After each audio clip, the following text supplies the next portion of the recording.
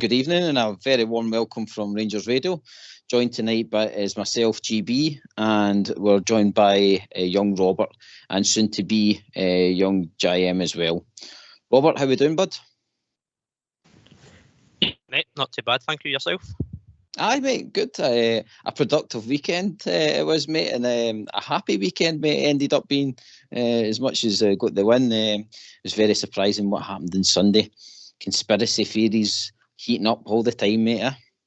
Oh, those plastic pitches, mate, they can be quite pesky, can't they? Pesky, mate, pesky. I suppose it's not for everybody, they pitches at times, No, I think that's kind of amplifies the debate a bit more, doesn't it? For certain people as well, whether to get rid of them or keep them. So they're here for the time being, so let's just see what happens. But the focus is always on ourselves, mate. Of course, mate. And by the way, that as we go into it, mate, the game and Saturday for Rangers, that first kind of 5 minutes when that Dundee goal went in, I got to admit my heart was in my mouth because I was like, is it going to be our day for dropping points? And surprisingly, like I says, we absolutely showed character and came back into the game, mate. We did, although kind of, as you say, the start was a bit worrying, considering how quickly we went behind again. But again, it's not the first game this season that we've fell behind and came back and seen the game out. And then obviously the sending off, which I'm sure we'll touch on as well, it kind of sets the tone for the rest of the game, doesn't it? The fact that you've got the 3-1 lead, you're down to 10 men, you kind of shut up shop, you don't really go all out for any more. You're happy with what you've got, and Dundee seem to kind of accept that as well, for no fault trying, to be fair. I'll just touch on the point you were saying there, Robert, about the being worried. I think it is that way that the team like to keep us on our toes, and it seems to be that they throw up questions to us a lot of times, like, why did they do this? Why did they start slow? Why did they cause their own problems and stuff like that? Because if we take their Dundee's first goal, it was, I mean, even just before that, they had that shot and a good save with Butland and stuff like that. And again, that's why we have that cracking goalkeeper in our goal. I mean, today, these kind of saves. But the actual Dundee goal was a bit kind of all over the place for me. The defence was just like a kind of lash for that Bakayoko into the back of the net. It was just people just not clearing the lines, basically. We just never really started well, and obviously that goal put us on the back foot a wee bit. And as you say, a minute before it, Butland makes a save, so it could have been 1-0 even earlier. But how many times have we said that already this season, that Butland's kept us in it for whether it be the rest of the game or for a small moment in time? It seems to be that we're seeing it every game almost now, that Butland's getting a lot more action, and I'd rather he didn't. But it is good to know that he's got the safe pair of hands there, but at times we're getting a wee bit too reliant on him. And again, just the defence, it was all over the place. It just, we never got going. Came out and just kind of took by surprise, I think, by Dundee's approach, to be honest. Mm-hmm. Yeah. One thing about Butland, I would say, Robert, although he's fairly grew into that shirt, hasn't he? He's a commanding presence at that back of that defence for us. And again, Ox touches on it with the stats of how the defence is performing this season. I mean, it's I think I would say a big part of that is down to the way Butland has performed for us. It is, and again, as you say, the commanding figure he's got. Although I know he's like 6'6", he's got that presence about him, and the way he commands the box, the back line. You always hear him shouting. Whether the ball's 30, 40 yards away from his goal, he's always talking to his defence, shouting, commanding. And I think, although we're saying at times we were worried maybe with that start, you've got a bit of kind of reassurance and belief that your goalkeeper's there to bail you out. Obviously, we'd rather not have him bail us out so many times, but it's just reliant to have, and he's certainly becoming a fan's favourite for me, I think, as well. And it's probably very early to touch on that player of the season, but I don't think he'd be far away from it, and it wouldn't be a keeper to get it for the first time for quite a while, I believe, as well. No, I mean, like I say, he's been a kind of constant performer, so I totally agree with that, Robert.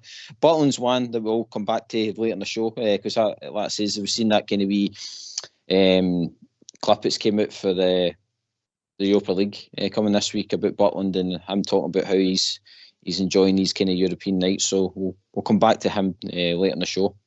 The goal then for us, Dessers.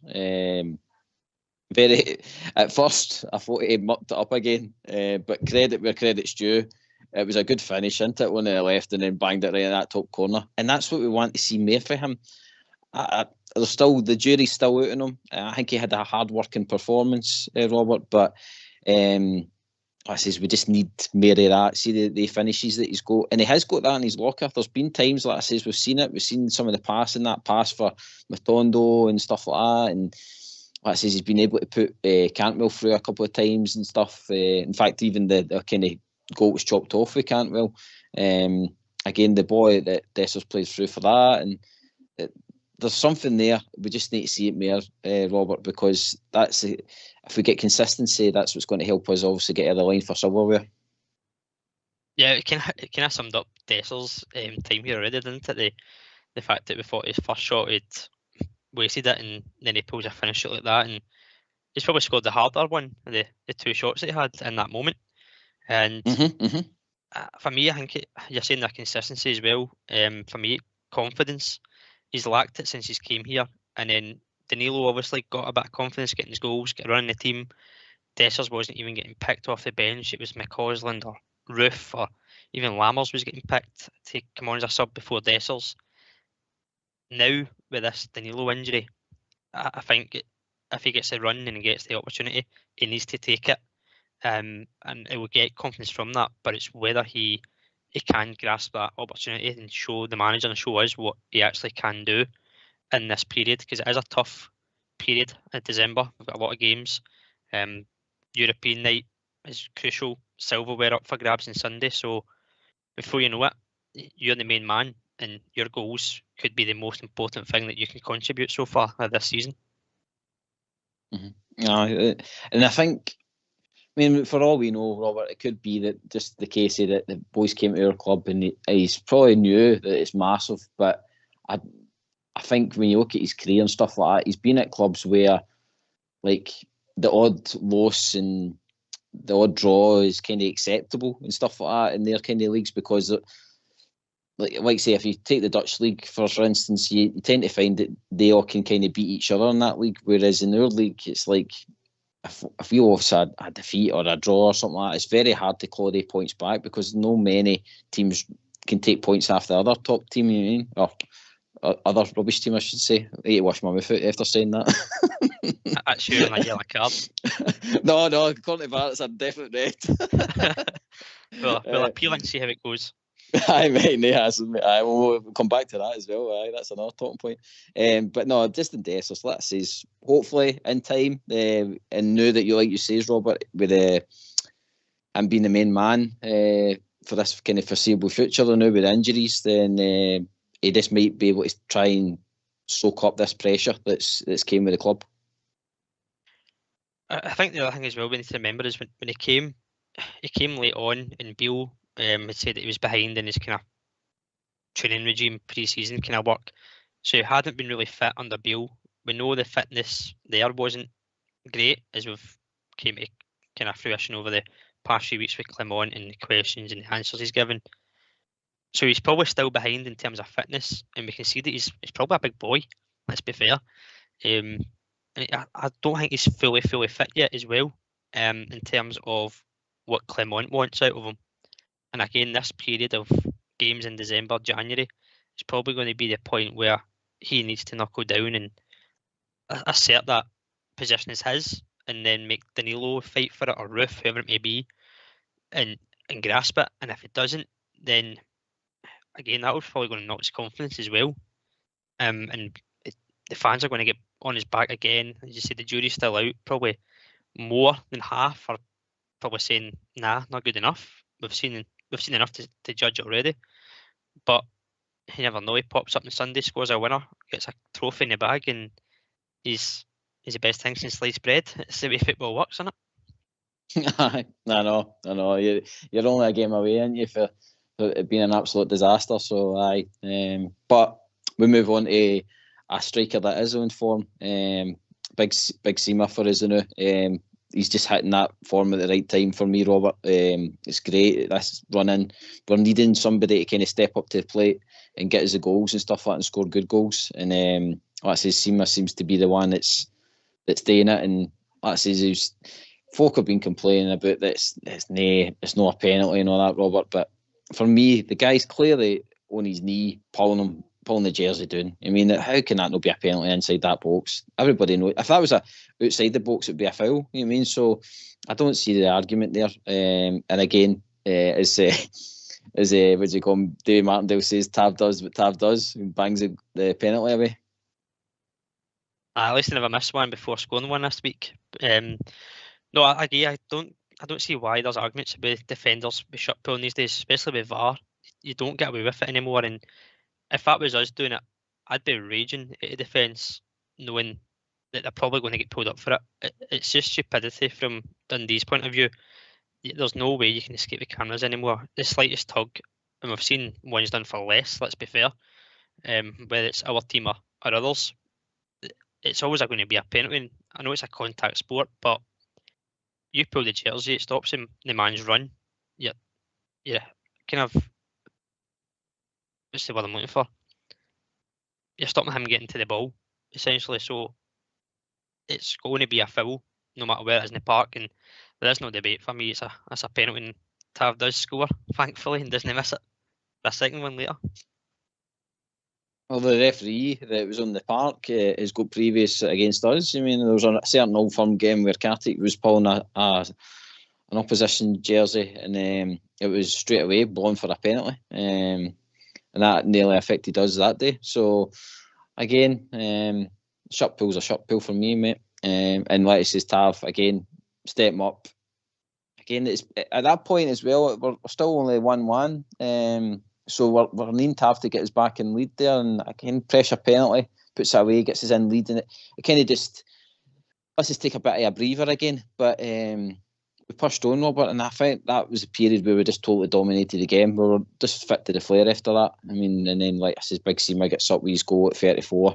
Great header, and again, great cross in with the captain.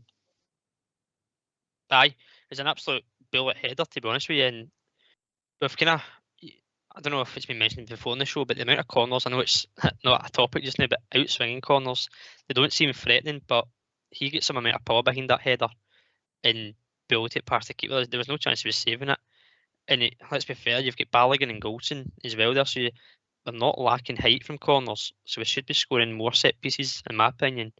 And that just kind of amplifies what Seamer can do as a player, where it's finishing the ball with his feet, his head, the drive through the middle from out wide. He seems to just have it all just now. And I know he had a bit of a kind of dry patch, but then he got his couple of goals a couple of weeks ago, and he's just kind of cracked on then since then as well. So long may it continue. And I think he could be a crucial part as well with this Danilo injury as well, mate. Totally agree, Robert. The last says I think he is crucial. It's crucial that he holds on to this form for us, especially this wee run in to this winter break for us. I think he's deadly with the finishing. Dessers is kind of that way that it fumbles about and he finishes kind of thing, whereas Seamer is actually doing like a top striker's finish. I mean, whether it's like you say, is a header, a cross, a tap in even. I mean, he is, like I say, very, very professional with how he finishes, and like I say, for me, he's got to be vitally important. Like I say, it's come this final, and like I say, probably even Thursday, because like I say, I think we're just looking for a win in a way, Robert.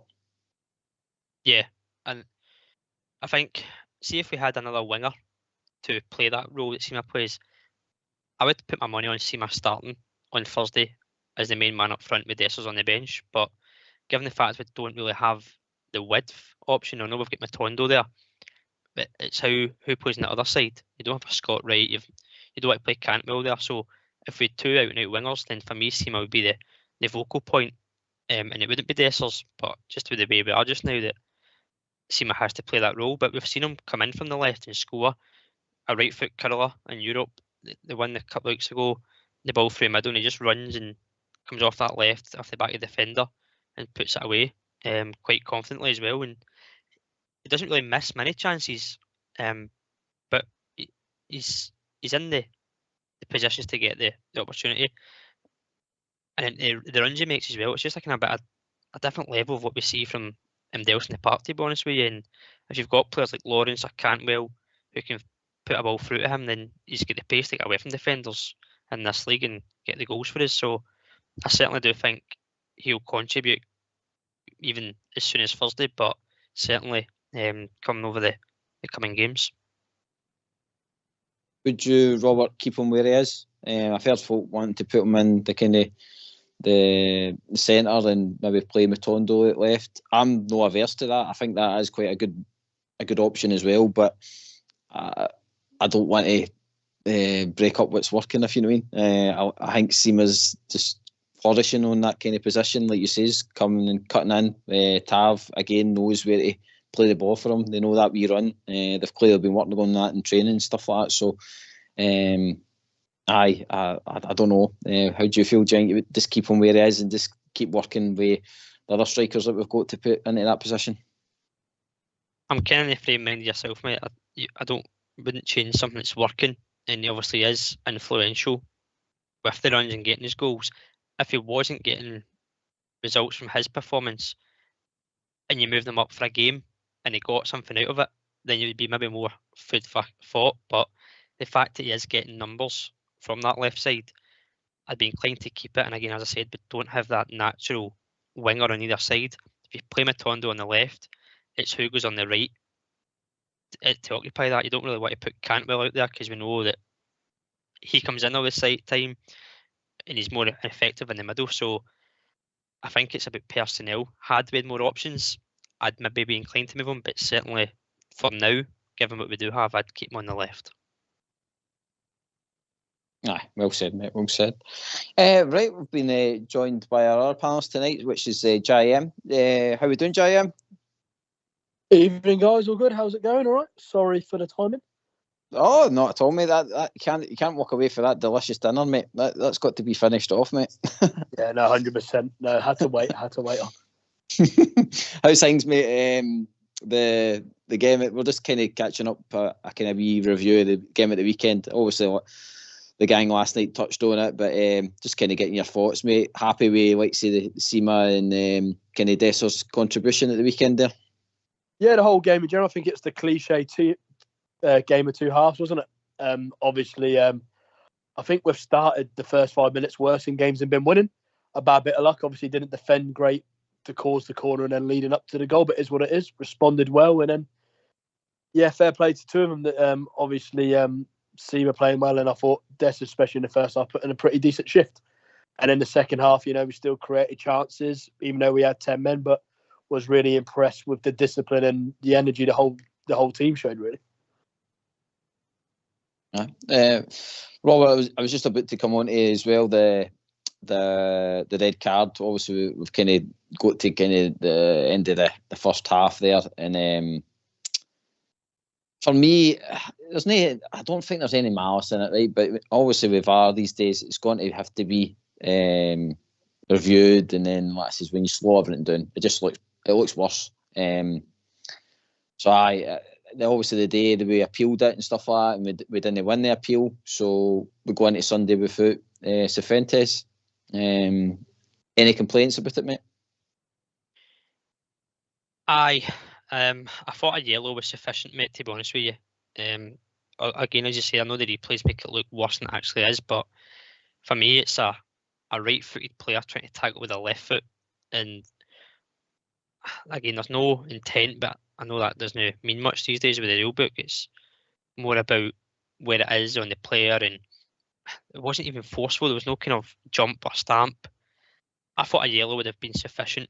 Obviously, with putting the appeal, as you say, we've lost it, so we need to accept that. And obviously, we have a bit of a shortage in midfield now with that, given the injuries to Raskin, and we don't know the status of Ryan Jack. I'm sure we'll find out during the week who's available for Thursday, first of all, and then obviously Sunday. But I would have took a yellow for that, mate. I'm quite kind of disappointed that we didn't get the appeal, but that's the way it kind of goes these days.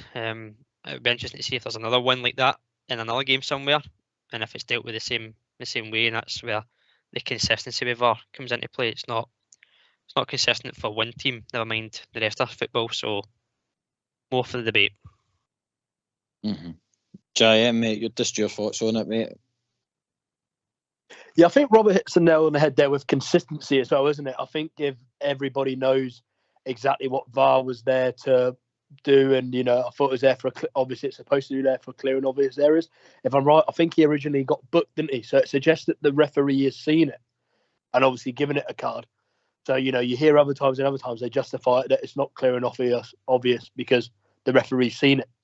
And as Robert says, it wasn't a malice tackle. It was a bit lazy, and I don't think he was moving quick enough for it to even be out of control. It was just a leg dangled, and it was more where the guy got his leg, put his leg, if you like.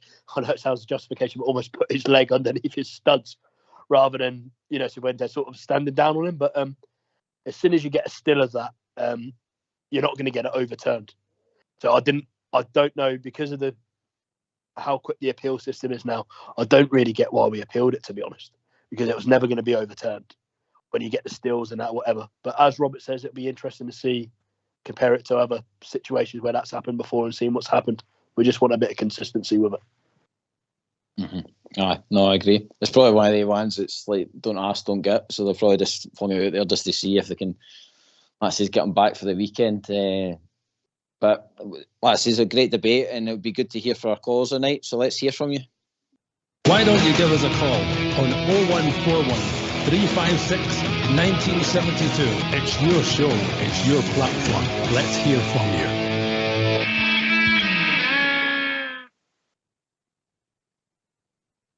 So Jay, we move into obviously the likes of the second half again. We've got the 10 men, but to be fair to our team, I think we handled it brilliantly. Another thing for the manager to kind of tick the boxy with our team.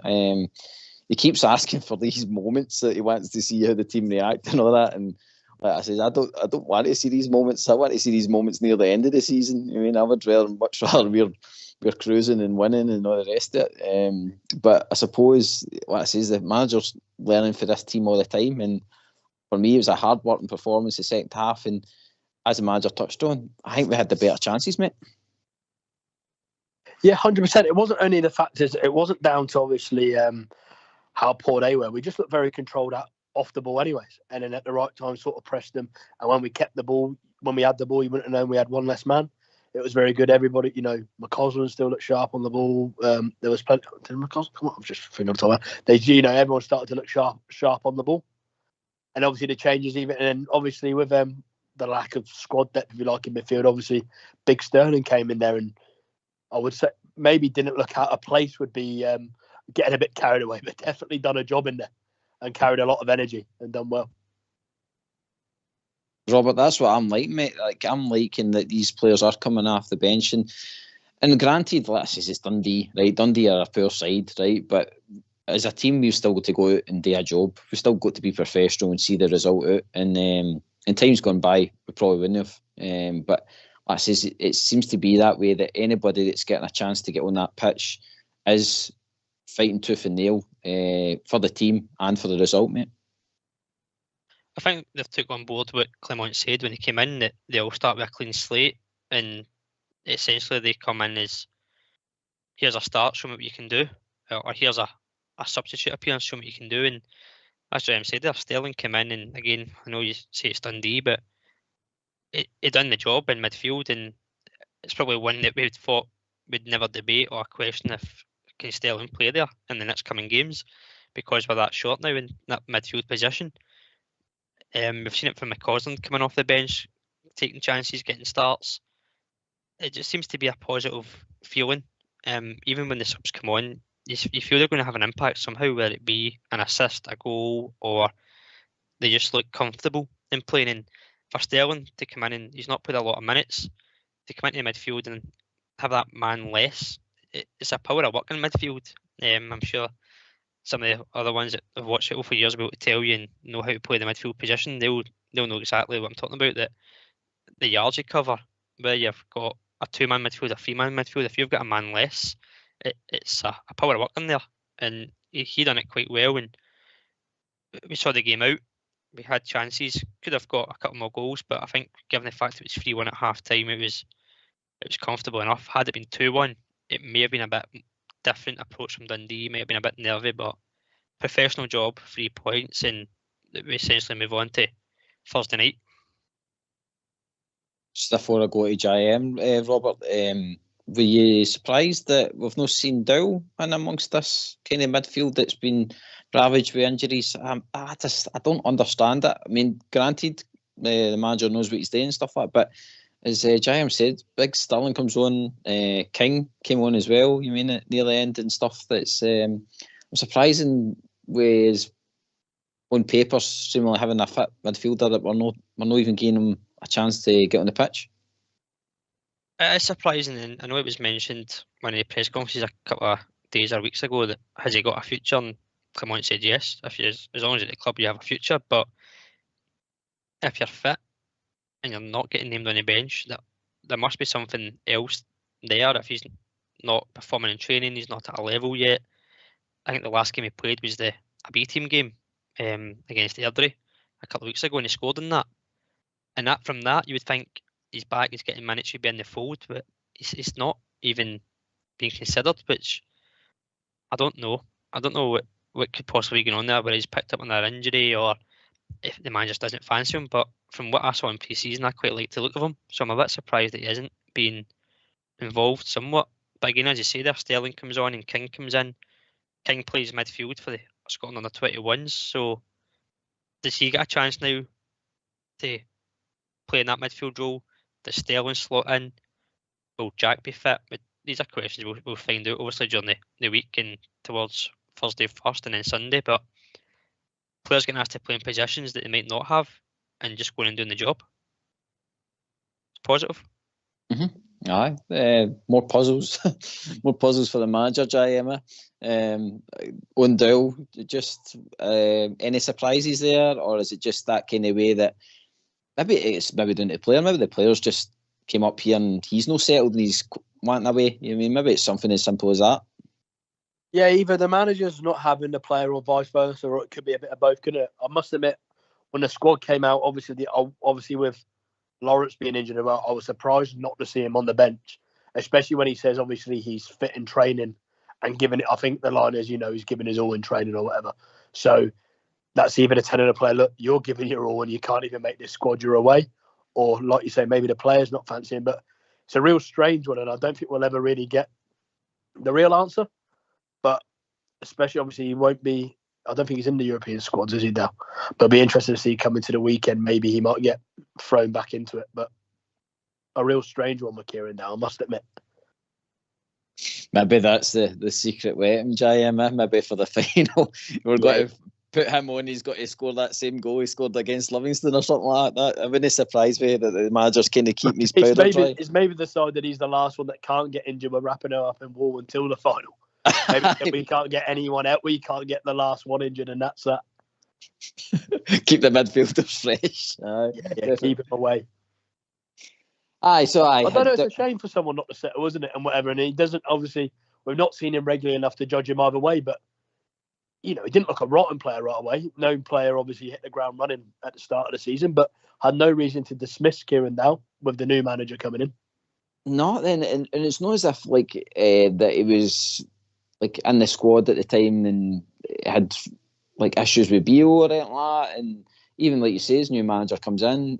Granted, he was coming. I think Dow was coming back for injury at that point in time. But you would think, like I say, it's a midfielder. The way Lawrence has dropped out and Jack's dropped out and stuff like that, you think that's just a kind of seamless process to put a guy in to see what he's got about him and stuff. But like it says, we'll never know. But for me, it could be just something as simple as that maybe the boys just no feeling it up here either. You know what I mean? Maybe he's just no settling. But granted, like I says, time will tell.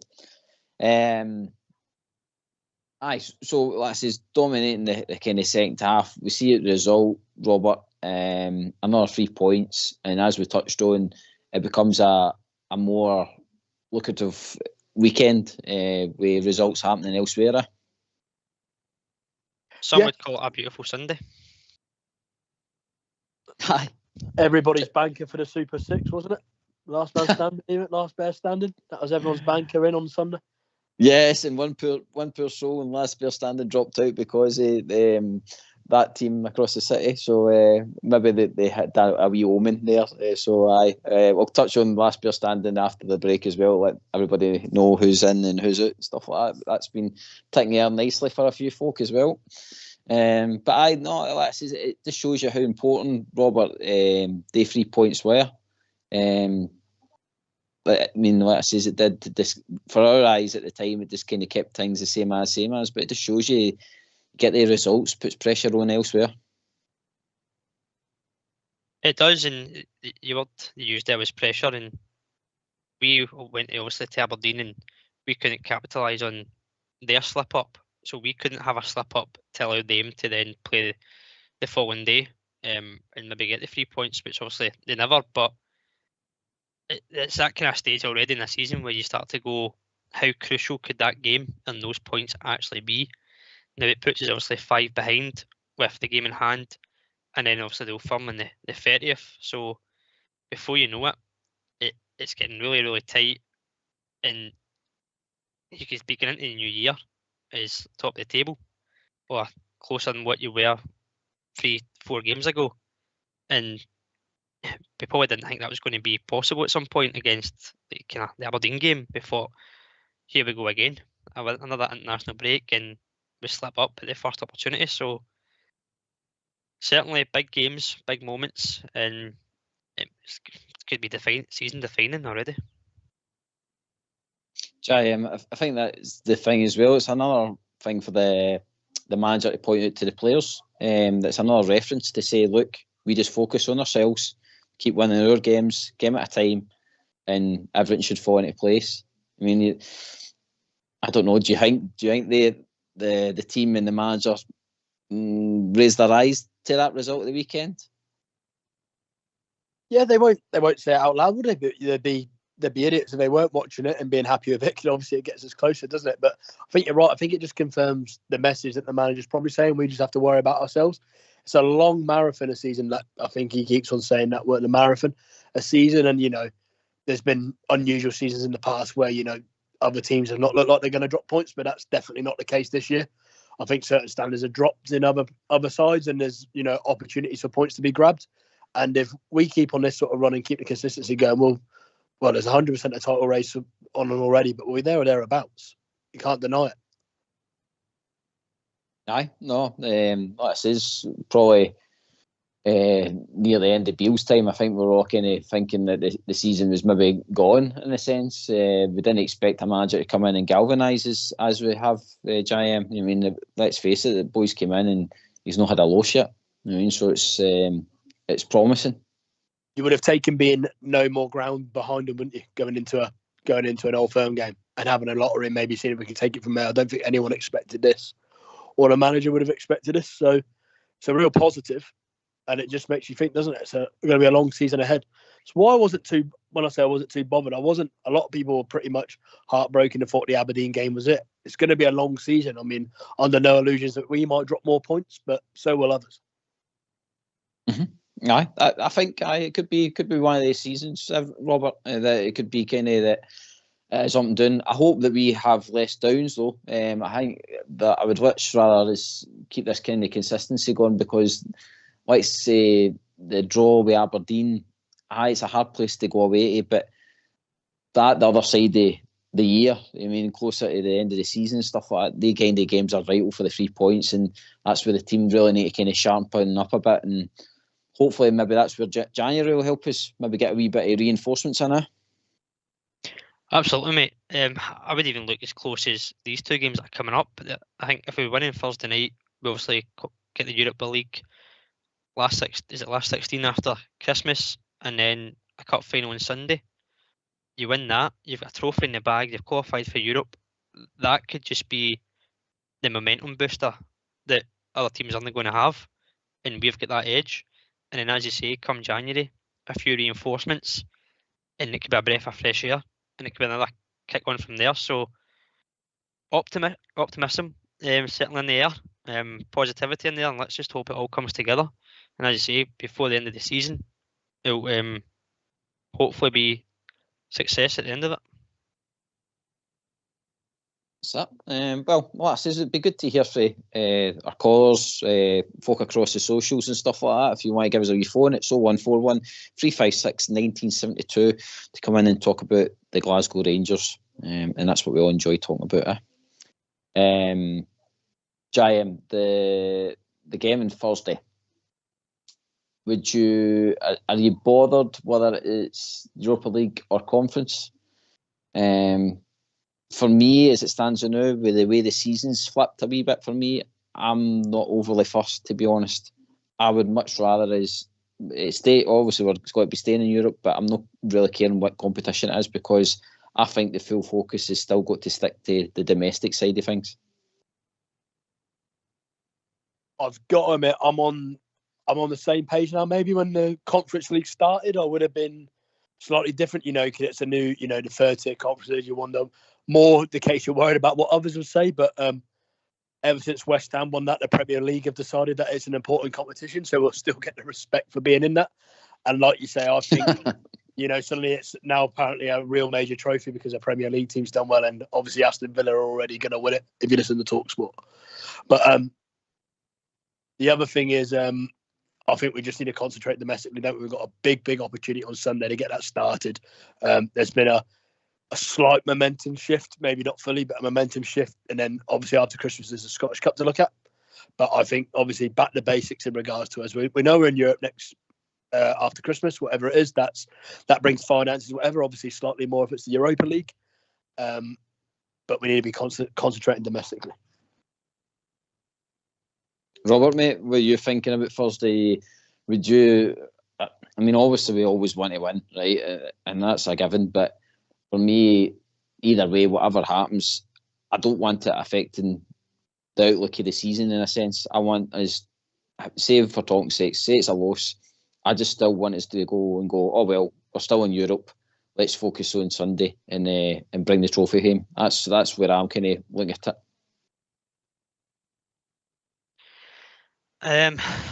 It's a difficult one, but I'd probably say the trophy over the Europa League at the minute. And I'm only saying that because, as you said, it's like we're guaranteed Europe. If we don't win that cup on Sunday, could you imagine the absolute bragging rights they're going to have? Hibs are still doing it after beating us in the Scottish. So they would never shut up about it. We would never hear the end of it. On the flip side, though, if we want to get reinforcements in January, the Europa League does give us that extra bit of money. But at the same time, though, I'd have, if you offered me a draw on Thursday night with a cup final win, you would snap your hand off at it. And knowing that it probably puts into the conference, you'd probably take it. Because I think if we don't get a positive result on Thursday, you don't want to get into a cup final and a bit of low in confidence.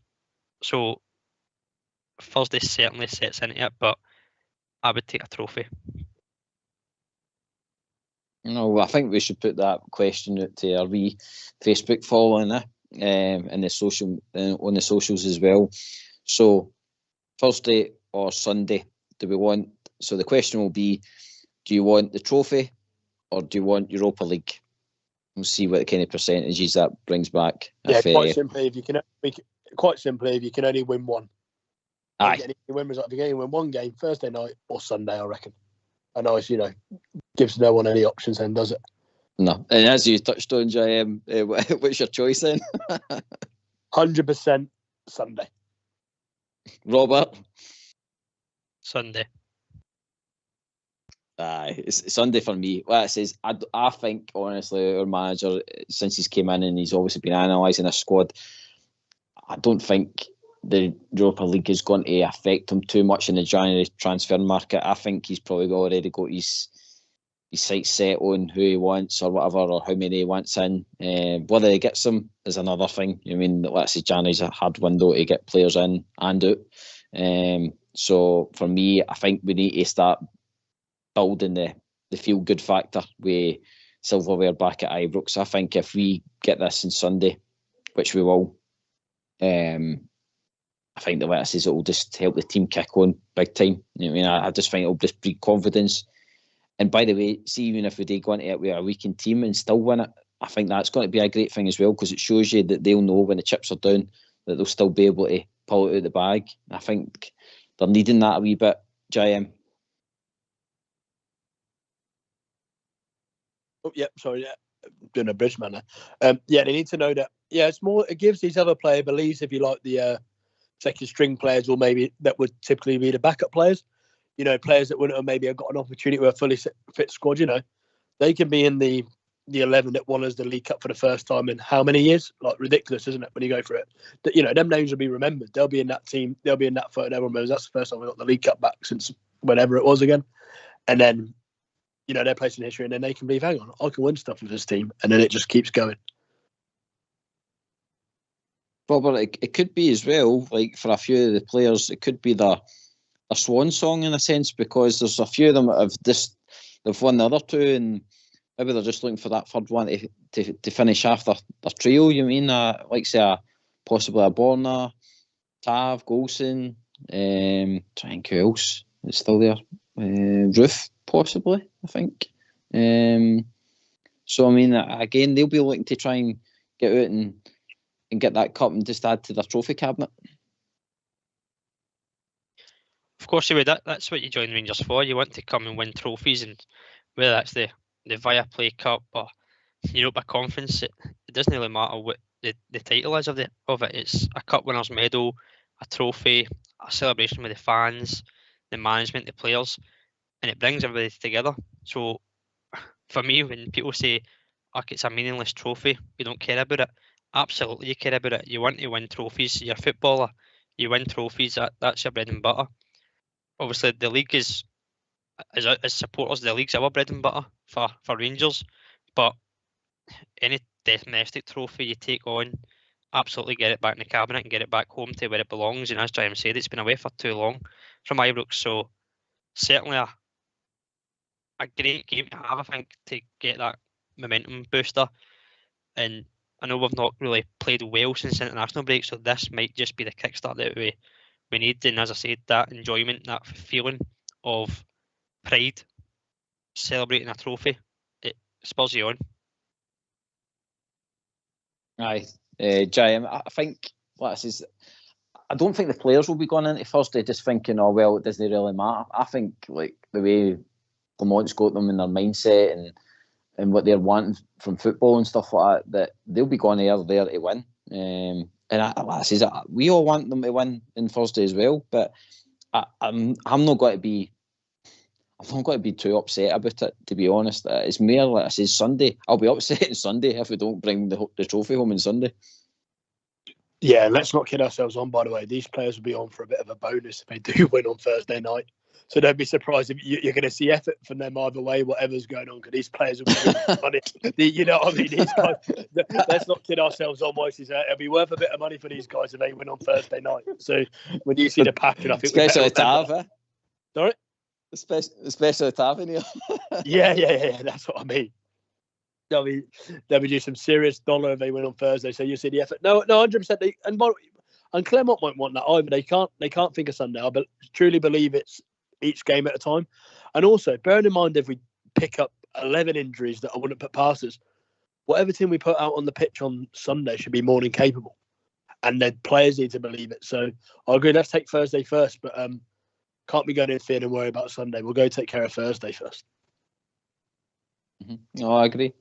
Robert, the thing as well, I know there's some players that are obviously that can't play on Thursday just through obviously not being in the European squad and stuff like that. But I still think it's an opportunity for some players to play themselves into being in the final squad on Sunday. You know what I mean? Possibly even starting 11. So again, that's what I'm saying. I don't think the players will be in that kind of attitude as if to say, oh, well, we'll just go out and wing this.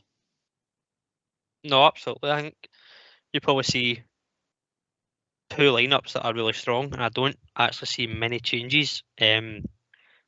Despite that, the players being available for Europe or not, I don't see many changes from Thursday to Sunday. Clermont will want the strongest 11, and obviously the midfield's up for grabs at the minute next to Lundstrom, but I don't see a lot of changes. Probably just maybe one in defence, if you bring Balogun in to the cup final game if he's not playing on Thursday because he's not in the squad. So very little changes apart from that, but I think it'll be the way Clement's addressed it and his mentality as he wants to win everything. So he's not going to rotate and look ahead of Sunday. He's going to go on Thursday with a real chance. I've seen articles about Betis and the injury crisis that lost 6 players. That's irrelevant. 6 players are missing for them, but 6 or 7 could be missing for us. It's 2 teams going at it, and we know what's at stake, and we need to go with positivity, go with confidence. We've done well against my Ibrox, so there's nothing to say we can't go and get a result come Thursday, and then we address Sunday, and we know we can beat Aberdeen. Let's be honest here. We're not sitting here going, it's going to be a close game. We know Aberdeen put up a fight against us because it's a cup final and they've actually got something to play for at this one. But as James said, we should be more than capable to take care of Aberdeen. That's right, and Jim, I think as we've seen, I think you were talking about Talk Sport earlier. I seen there was a guy owned from the Tiny Tears toy company greeting about how many penalties Rangers has had the other years and stuff like that. So pretty pathetic for that side of things that I was hearing that today. But hopefully it's given me a fire in the belly for the players to, like I says, go out on Thursday and tear yourself up, because it's a good opposition we're playing on Thursday. I mean, it'll be a good competitive game, and I think it probably sets us up well to go out and show our best on Sunday, mate. Yeah, I think the beauty is obviously the tactics, as we know, for certain games, they always start, don't they, trying to put pressure on the referees. But I think the beauty with VAR is it can't be done because it's being looked at again. You know, every penalty we're getting, we're due. I mean, that one on Saturday, the bloke was falling to the ground and still trying to pull his shirt. But yeah, apparently we weren't. Apparently it was a foul, but they weren't supposed to give a foul. I think their manager was the point, because he was falling and he still held his shirt. I didn't get it at all. So no, they'll try their things. But the beauty is with VAR, you should be getting 99 out of 100 that you're due now, aren't you? And bearing in mind a bit of a mishap. So we don't need to worry about that. We just need to play our game and let them panic about it. I guess the only thing we need to be careful of is that we're looking to even up the pulling in the boxes. So we'll have to be really sharp that our defenders aren't pulling many shirts.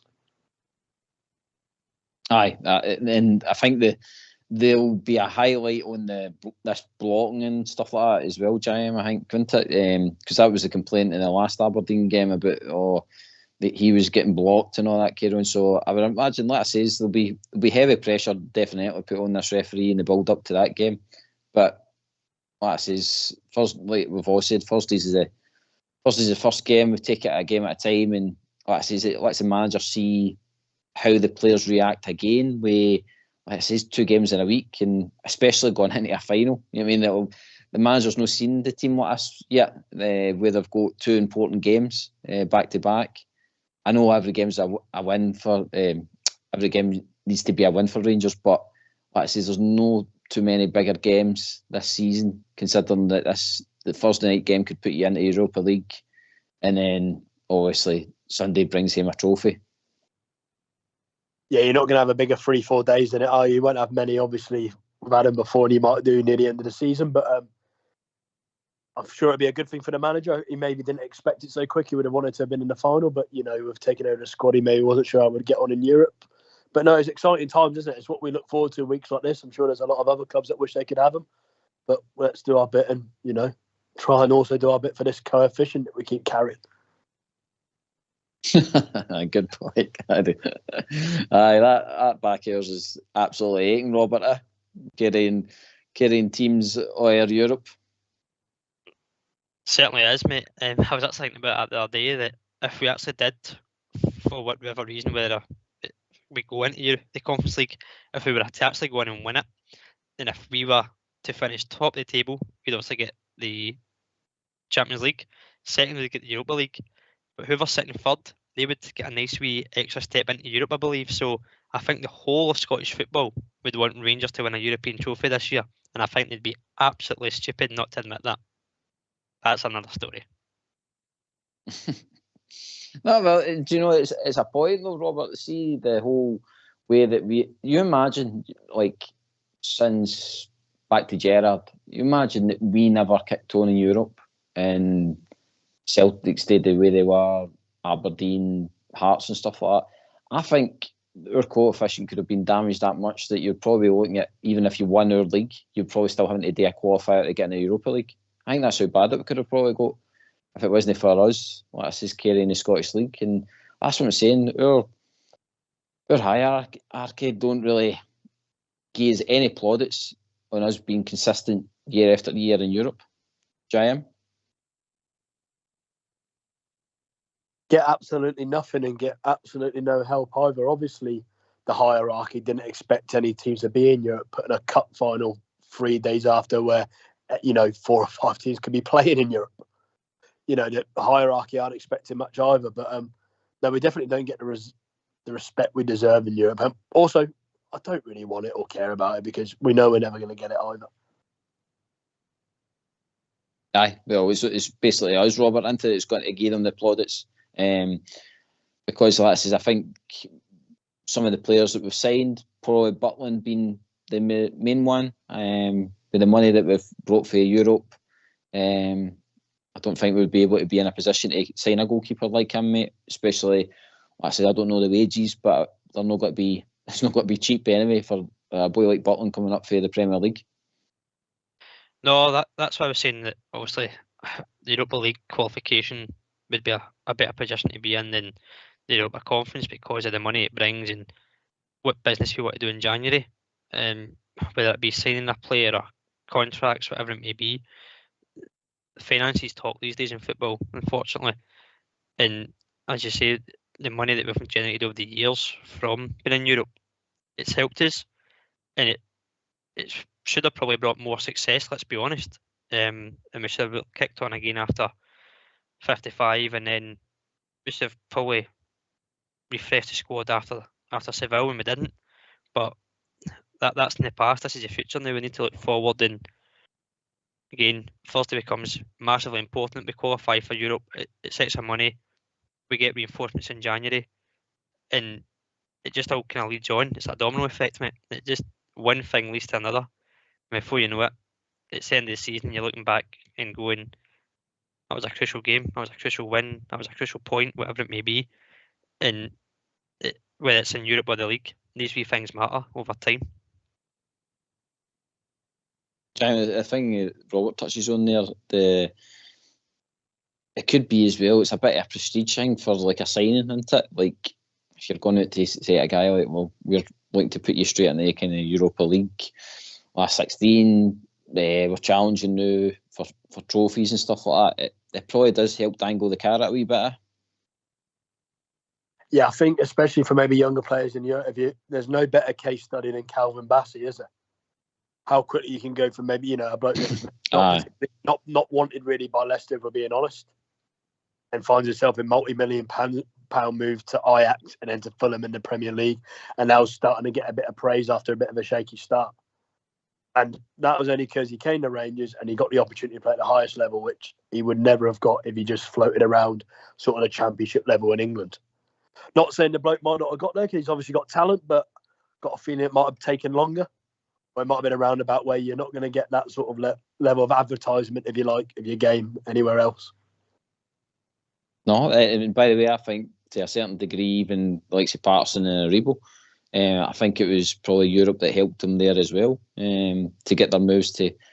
Well, you think about it, it was 2 Premier Leagues. It wasn't as if they went to the Championship. You mean so they went straight to the Premier League teams. So they've obviously seen that they played in Scotland, but they can handle themselves against the top European sides. So again, it's probably been a blessing. But it's a hard than a rock place, Jim, I think, because I think we need to get back to winning ways as well. I think we need to bring silverware to breed confidence back into the fan base a wee bit as well, to say that we can do both. Yeah, it's finding that balance. It's all well and good going over here like these token runs, but we're not winning. Obviously, we had our time a couple of years ago. Every fan enjoyed that or whatever, but now it's got to be back to winning ways, haven't it? You wouldn't swap it. You wouldn't have swapped it that year for the excitement or whatever, but if they're offering you that every year and you're not guaranteed to win it, we need to get back to winning trophies, don't we? I definitely know. Robert, mate,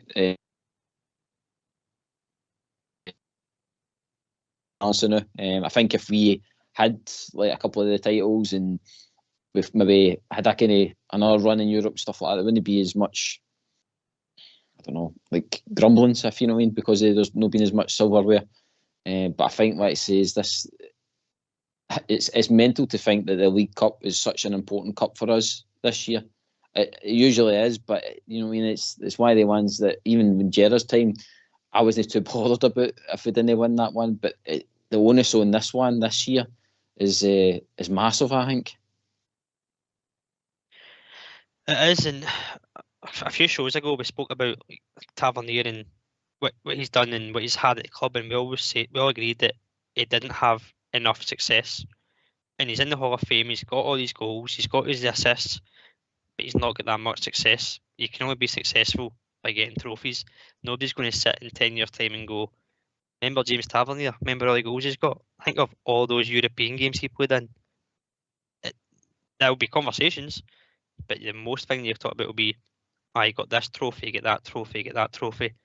And as I said, whether it's the League Cup, the Scottish Cup, the Premier League, Europa Conference, Champions League, they're all trophies at the end of the day.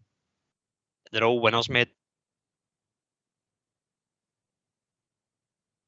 In your career with pride, be privileged to play for a club like Rangers, you want to have success at the side of that. And Buckland says it as well from that wee interview that we talked about the Europa League thing, the accessible areas. He mentioned about coming here and winning and trying to build and get trophies, and he said that his career is the second part of his career because he kind of had that spell out not playing games. He's come up here to win trophies. He would snap your hand off for a cup final winning Sunday because that's what he wants. He's a player with a mentality of winning a trophy regardless of the name on it. Well said, Jim. I think that's a thing I can mind when we won 55. Gerrard said that he missed that tasty champagne, and I think, like I said, for a lot of these players, it's as Robert touches on with Butland and stuff like that. I think they are probably eager to start getting that now in the period that they're in with their career. They're wanting to, I would imagine, they want to kind of finish their career with some stuff in the cabinet they can talk about their period of time at Rangers and the big European nights that came along with that. Yeah, it's the memories they want to be speaking about, isn't it? Of course it is, majority of footballers brought up in that, they're competitors, they want to win, don't they? They want to win trophies, they want to be the best wherever they're playing. And I don't think we're far away from doing that. These guys may get this one under the belt on Sunday, all being able to do that, and they'll start to believe a bit more. I just think there's been a real lack of belief in this group of players in recent years, which they had no reason to have, but they need to get it quickly. Well said. So we've got to that time of the evening. It's time for a tune.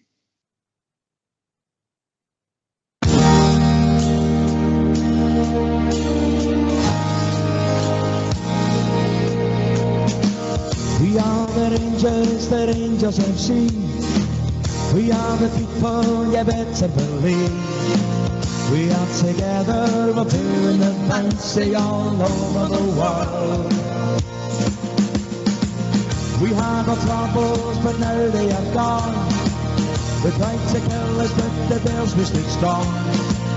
We are together, doing the fancy all over the world. Lucia by Brooks, for Lancer and Free. The fall will follow and God save the Queen. You'll hear us singing, doing the fancy all over the world. In Barcelona in 72, we beat the Russians, but Eagles did too. So celebrating, doing the fancy all over the world. Glasgow Rangers are back where we belong. Lucia Ibrox, and we're still going strong. We wear our colours, the red, white and blue. We wear them proudly like blue noses do. We are together doing the fancy all over the world. The pride of Scotland, but that's nothing new. The pride of Glasgow, and Glasgow is blue. We are together doing the fancy all over the world. To be a blue nose, it fills us with pride. We are united, we'll never divide. We are together doing the fancy all over the world. Doing the fancy all over the world. Doing the fancy all over the world.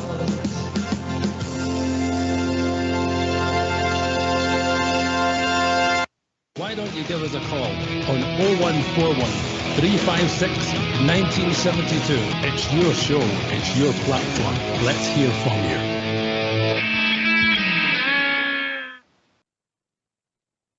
Right, we're all back.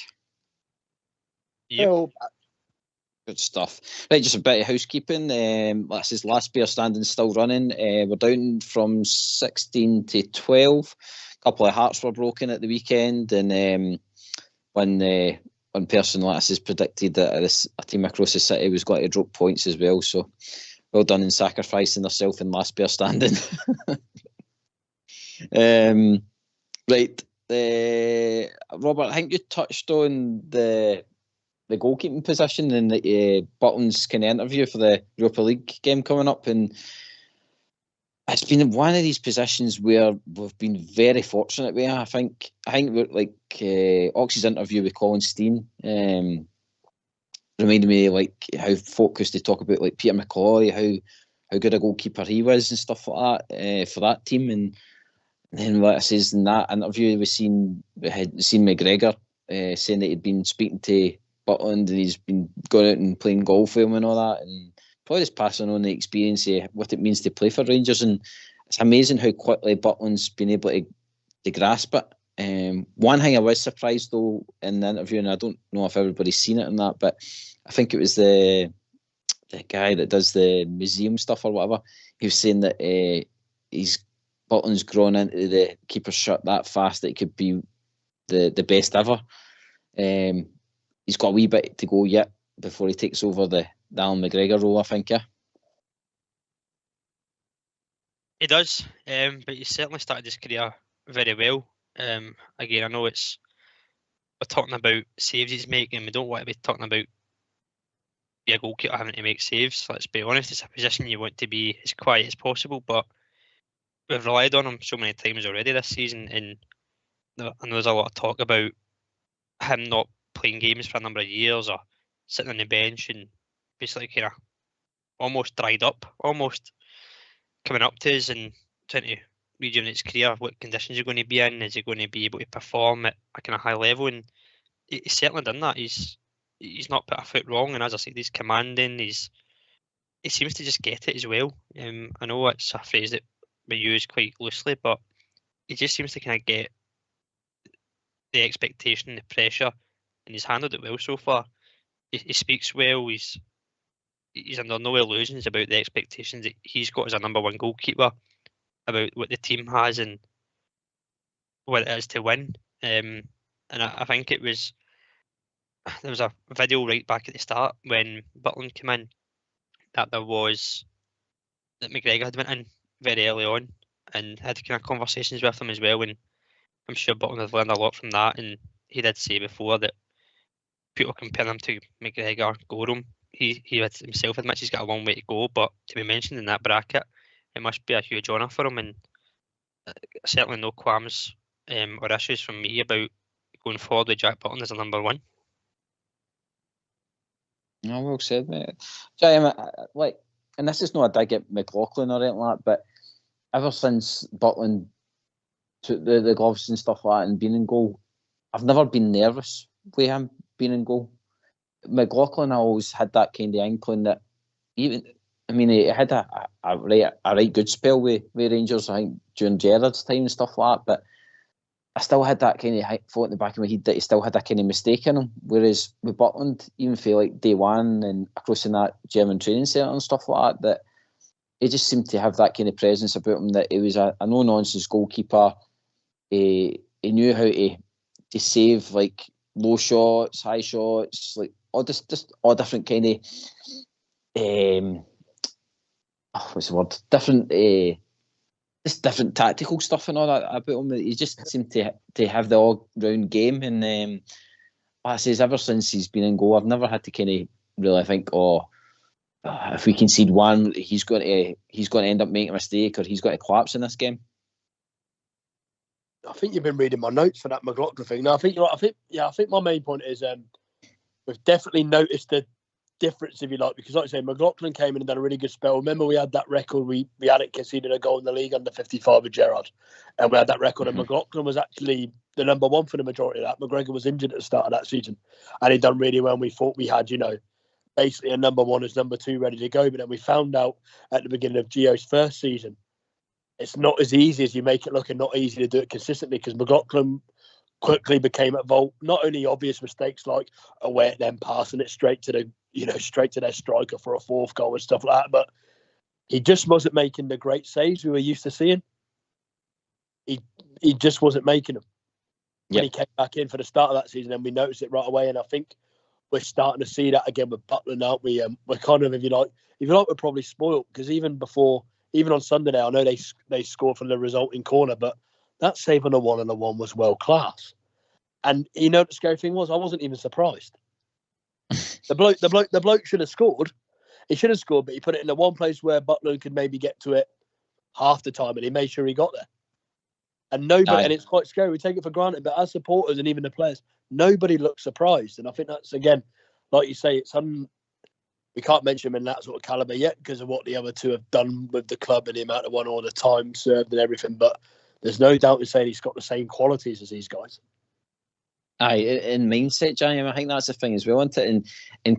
And one thing I noticed probably more so is like with Golson and stuff like that. Like any time Golson seemed to be with any other kind of keeper, it always used to be big, huge conversations at the back and all that. Whereas Butland's, you don't really see them talking too much. You'll see Butland shouting every now and then, but you don't really see, like, there seems to be a respect there, if you know what I mean, like for the defence, that they know that he's a true professional, if you know what I mean. I feel with McLaughlin sometimes, I don't think they probably did respect him, but you know what I mean. It's just that kind of way. I don't think they couldn't argue with Butland, if you know what I mean. That's what I'm getting at, probably.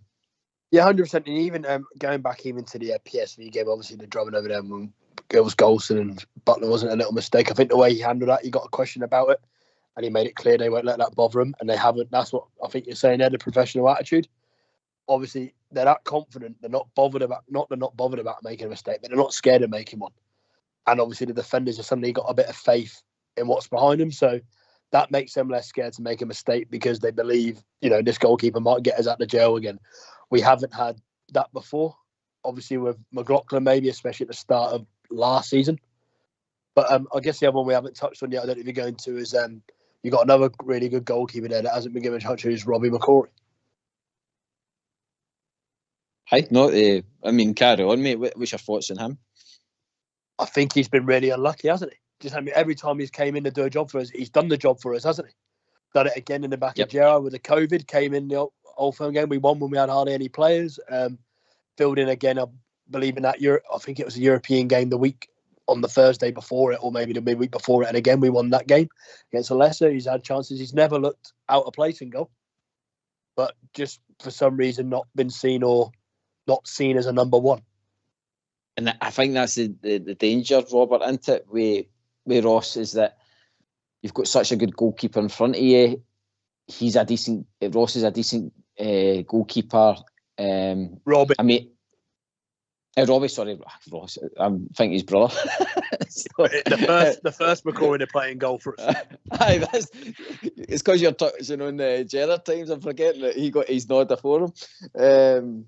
It's kind of that way that it's going to be hard to keep him. I think in our world, it's brilliant that we've got a right good backup number two goalkeeper, but I think it's going to be hard to keep him happy, if you mean, because he is going to get to a point where he's wanting to be that number one all the time. And let's face it, goalkeepers now, they seem to be able to play till they're 40. You know what I mean? And it's just that it can be a it can be he's had a long wait in the Rangers squad, as Jim touched on. There's been moments where we think that he's just got to get the nod and stuff like that, but how can you drop the likes of a Jack Butland, Robert? You couldn't. It's just he's still showing, I think, a higher level than any other goalkeeper at the club, don't I? No, it certainly is, mate. I'm quite surprised that McCrory's still there, to be honest with you. I thought he may have went in the summer to get that number one spot, wherever it may be, and get the game time. And when you probably hear that Alan's retiring, he's probably thinking, perfect, this is my chance. And then you find out that Jack Butland's coming in, and he's probably went, oh, brilliant, that's me still sitting on the bench. But I think he knows as well. You can see that the level, as you talk about, from McCrory to Butland, there's a big, massive gulf there, let's be honest.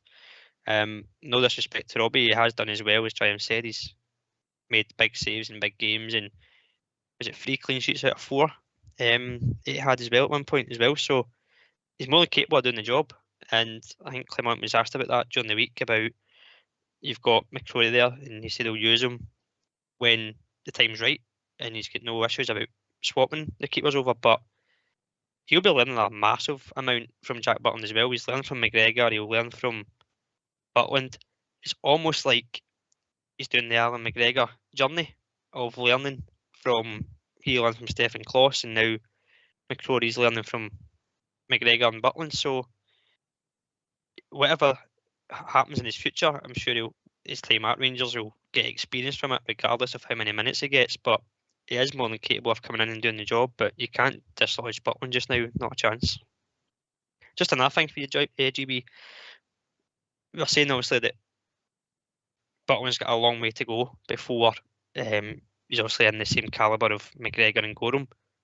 What makes him get there? Is it the saves, or is it going to be these trophies that he might end up winning? What puts him ahead? Oh, that's a good question, mate, because like Europe, I think, like, I don't know about yous, but I think Europe's became really important. It's not so much a trophy, Europe now, it's about the money that we need to generate for that competition. So in a way it is like a type of trophy, doing well in it. I mean, it's if, like I says, Butland's pulling off big saves and it gets us deep into competitions and stuff like that, and it's earned us some serious dough, then you would say he's up there, isn't he? I mean, but I don't know. I'll come back to my answer. I'll pass it to JM. JM can take that one now. Sorry, repeat. I went a bit funny when Robert mentioned it to you. What did Robert ask? Robert, on you go. Well, and basically what Robert was saying, that like, how is Butland going to get to that level? Is Andy Gorham and McGregor, and is it going to be doing a trophy haul, or is it going to be doing a like big saves and big moments and stuff like that? And what I was meaning is that, like, say Europe, how like really in Gorham's time and McGregor's kind of first spell, that Europe was there, but it wasn't a necessity in the sense of like money wise for us. Whereas I would say now, like, Europe is a must for us, especially if we're trying to reinvest in the squad. So it could be that the big saves kind of defines Butland a bit, but I can get Robert's point as well. That, like I says, if he's getting trophies and he's winning a lot of things, then it's got to be hard for me to try and match. I think it's got to be consistent trophies. If we hadn't been successfully in Europe in McGregor's run, domestically in Europe's run, would we still be showing the highlight reel of some of them saves in the UEFA Cup? Might have been with a run to the final, but I don't think it's still spoken about in the same regard, is it? I think it's got to be, the European run has to be on the side of being successful domestically. And if he's a consistent mainstay in that, then that's how he's going to be. I think it's got to be the trophies first in the European run. Robert, could Butland fall into the same bracket as, like, say, Tav, where he's up against it because the squad's not up to the challenge of getting trophies and stuff like that? I mean, like I say, McGregor and Gorham played in some fantastic teams, had some fantastic talent that won titles and stuff like that, and was able to go the course with sustained wins and stuff like that to get, like I says, titles and stuff like that. Whereas there isn't really, like I says, an onus on the European side for me. I think it depends how the squad goes for me, Robert, with Butland. I think if he's consistent in Europe and he's putting in good performances, great saves, and he doesn't get to the points Gorham and McGregor with the trophy haul, then I don't think I would be turning around saying he was a poor keeper. I mean, if he's doing what he's doing now and he manages to get a wee bit close to it, then I think that's a pass mark for me, Robert. That would probably be part of my answer, would be the teams that he played in. Obviously, we know the teams that Gorham played in, McGregor played in, so the calibre of players has changed over the years, and whether it be through Rangers' finances or just the way modern football is.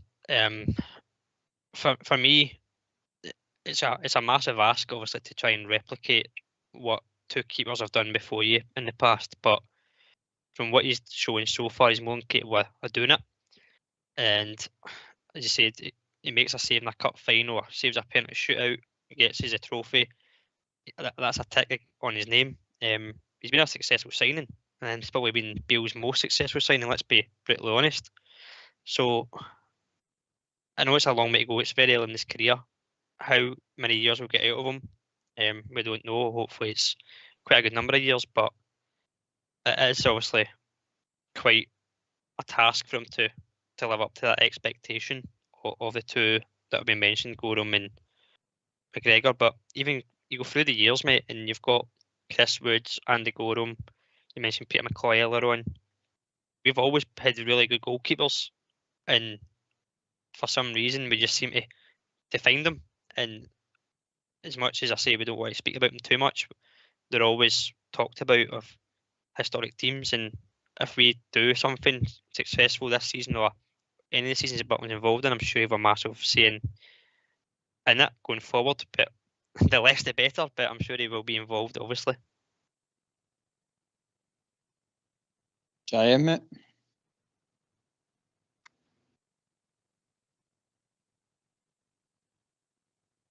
Doing a Bridgeman again. Apologies, guys, by the way. Doing that's twice in a row. I mean, that's in the fine box now. That's inexcusable. We're going to VAR on you. Yeah, I know. I think no. Yeah, people are going to start asking questions. I was chatting, thinking no one's going at what I'm saying. No, I agree. Listen, I think obviously it's easy to. We also don't want to get carried away. I've done it before, but I don't think anyone is getting carried away because he's obviously a class act in between the sticks, isn't he? There's no doubt in that. You can see it early on. There's no doubt in that. I think now, for him to get there, it's just going to be time, consistency, and to be fair, we talk about the squad letting this. I mean, we've not conceded a lot of goals. I'd like to compare it to other seasons so far. Conceding goals hasn't been our issue, has it? So if the attackers can get on song, it's going to be more the attackers that are going to cost him anything in winning games because we're not conceding a lot of goals as a team as a whole. So long may that continue, and hopefully, Butler will end up getting the recognition he deserves because he's obviously a world-class goalkeeper. I think, Jim, the thing as well, that in this day and age with players and stuff like that, it just depends how long he can stay at the club. I mean, if he does perform say in Europe. Talk about his contract. I don't know if that was on there. There was talk about, people were saying they're having to renegotiate this contract, and there's quite a few actually being paid a little bit more than him.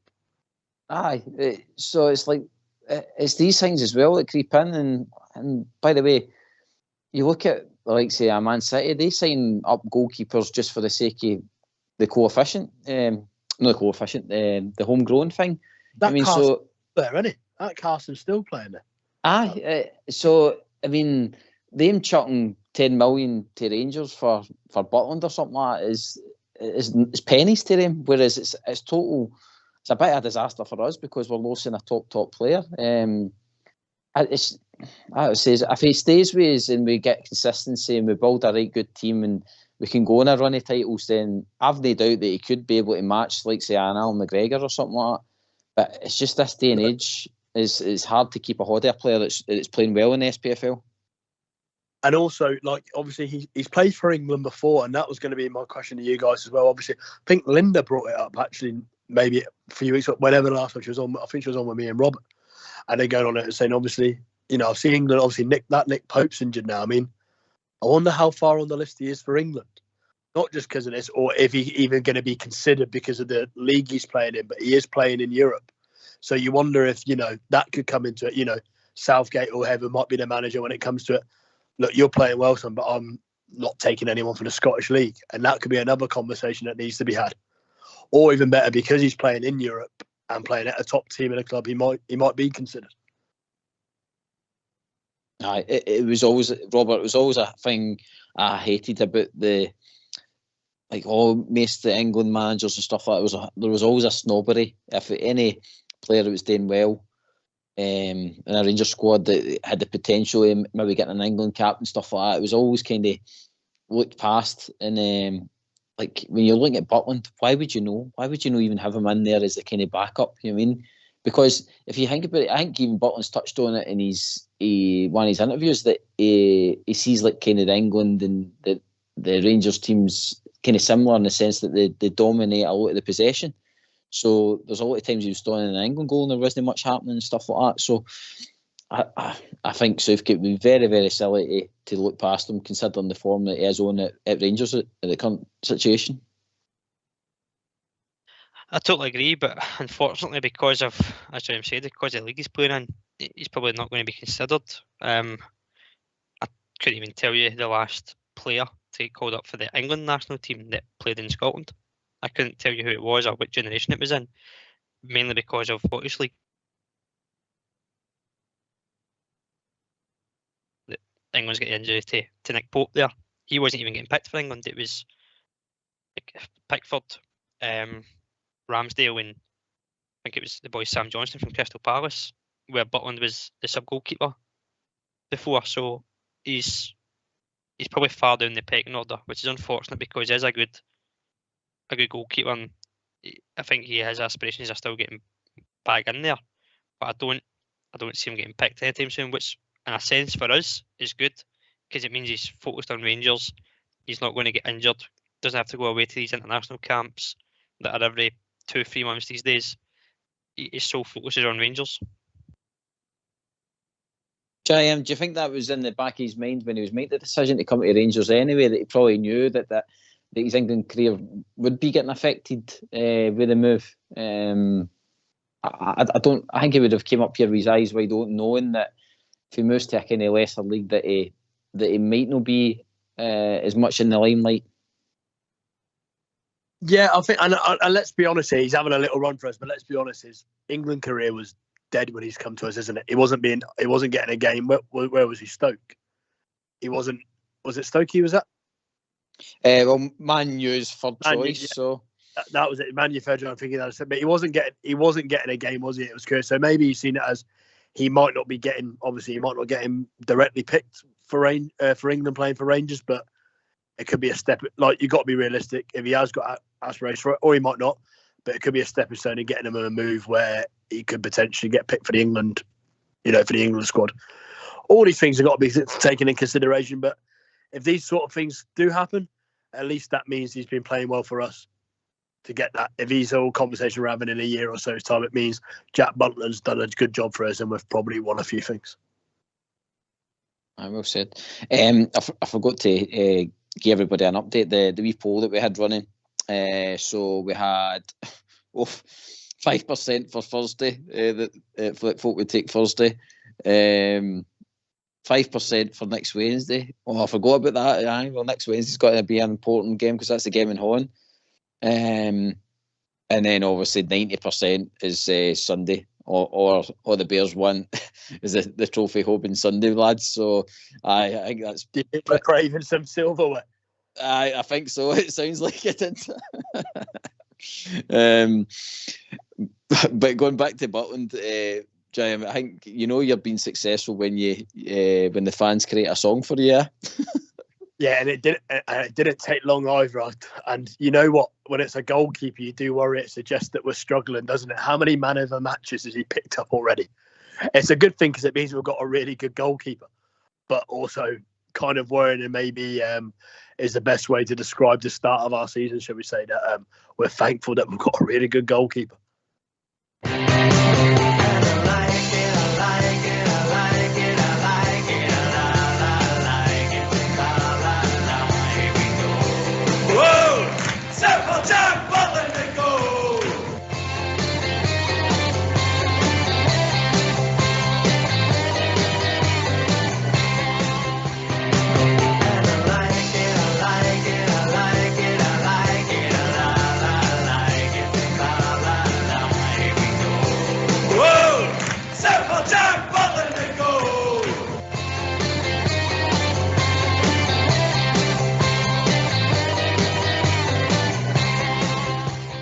why don't you give us a call on 0141 356 1972. It's your show, it's your platform. Let's hear from you.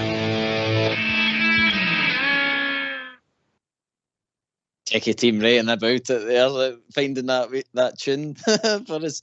Well played, lads, in the background there.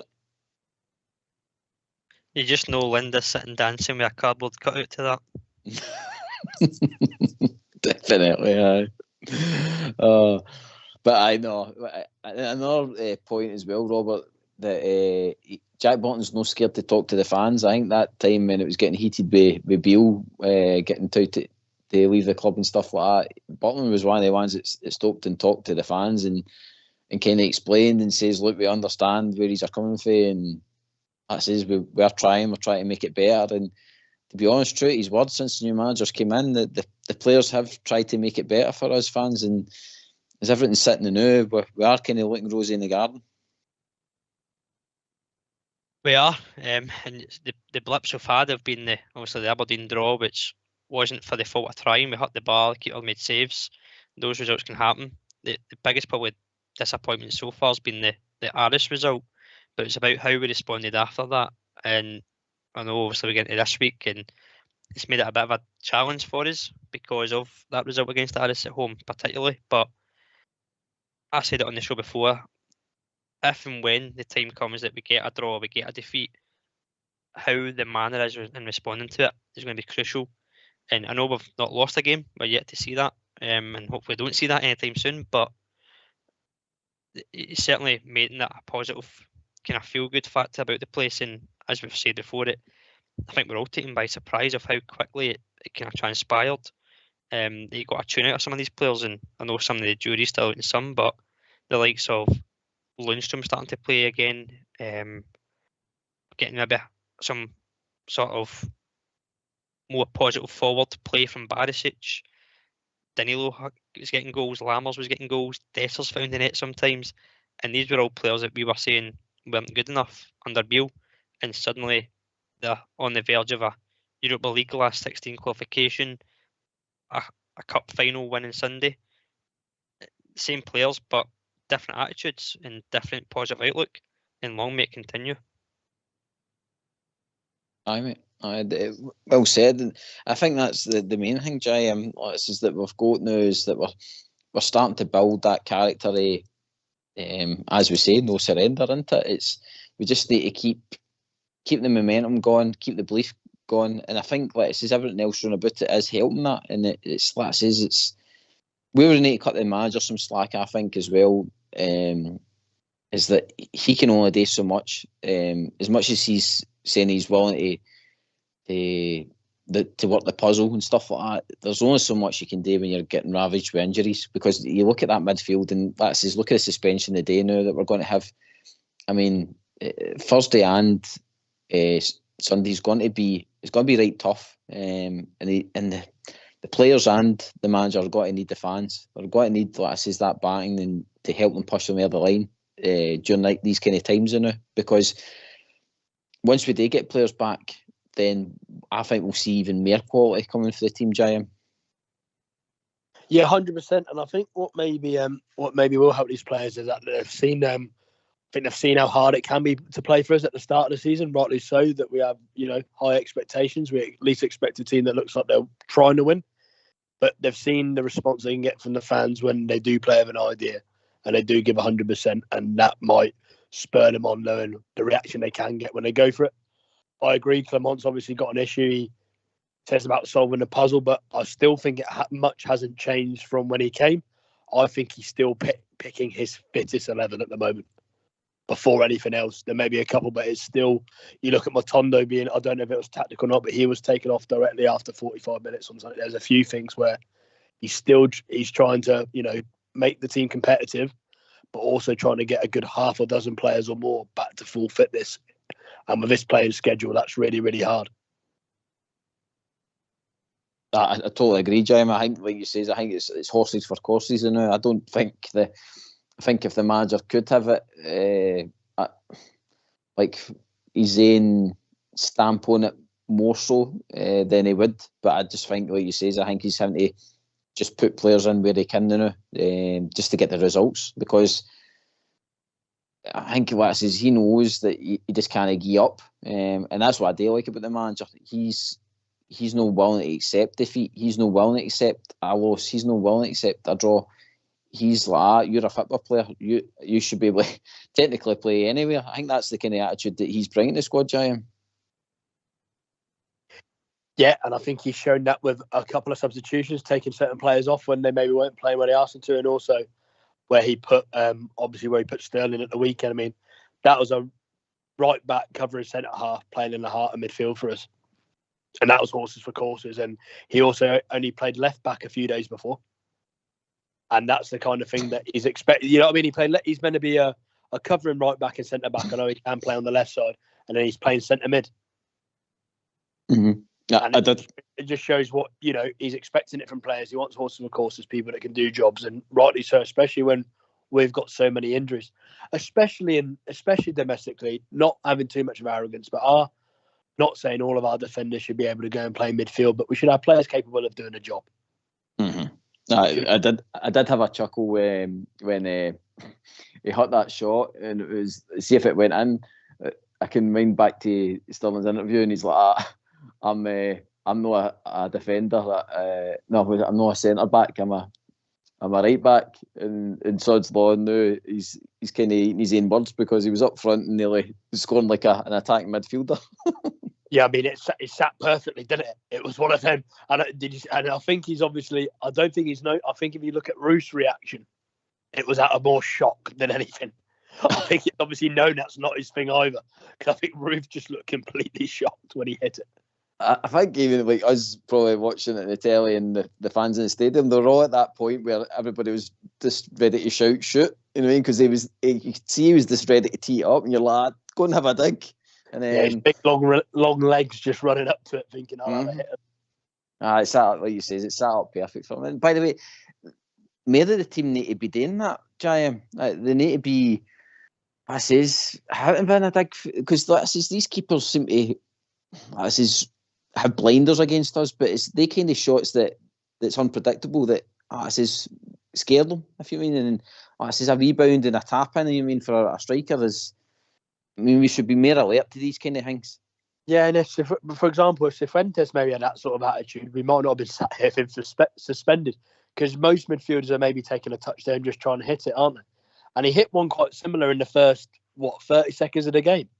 He hit one, it wasn't a bad strike, it was on target, you know, it wasn't troubling, but it wasn't a bad strike. And maybe if he just had that attitude again, you know, touch and hit it, instead of what he'd done, you know, having a touch and maybe looking for a pass or not quite sure what to do. Like you say, if he had that instinct to just, you know, this is dropping down, I'm going to get this out my foot now and give it a hit and see what happens. Mm-hmm. No, Robert, J.M. touches on the player like, say, Cifuentes. It's like there's times where I see him, Cifuentes, running through, and you're like, go and have a dig, have a shot. But he ends up, he either looks for the pass, and I get it. He's trying to play in the striker or the tank midfielder and stuff like that. But there is times where our midfield really need to kind of take responsibility. I've been noticing Lundstrom's been trying to do it more now under Clement, that he's been trying to hit a few shots for outside the box and stuff like that. But as we've seen in the SPFL, like you do see, if you can hit a good enough shot for outside the box, there's 9 times out of 10 you might get it in the back of the net, Robert. If it doesn't go in, mate, it's going to be on target. And as you say, you don't know where it falls to. If it falls to a striker, takes a deflection, goes in the net, they'll count at the end of the day. But we've had that for maybe a season or two now that nobody really wants to put their foot through it from outside the box. The only one I can maybe think of is we've seen Hadji do it when he was in the team before going away on loan, and Tom Lawrence. Nobody else really likes to hit a shot from distance.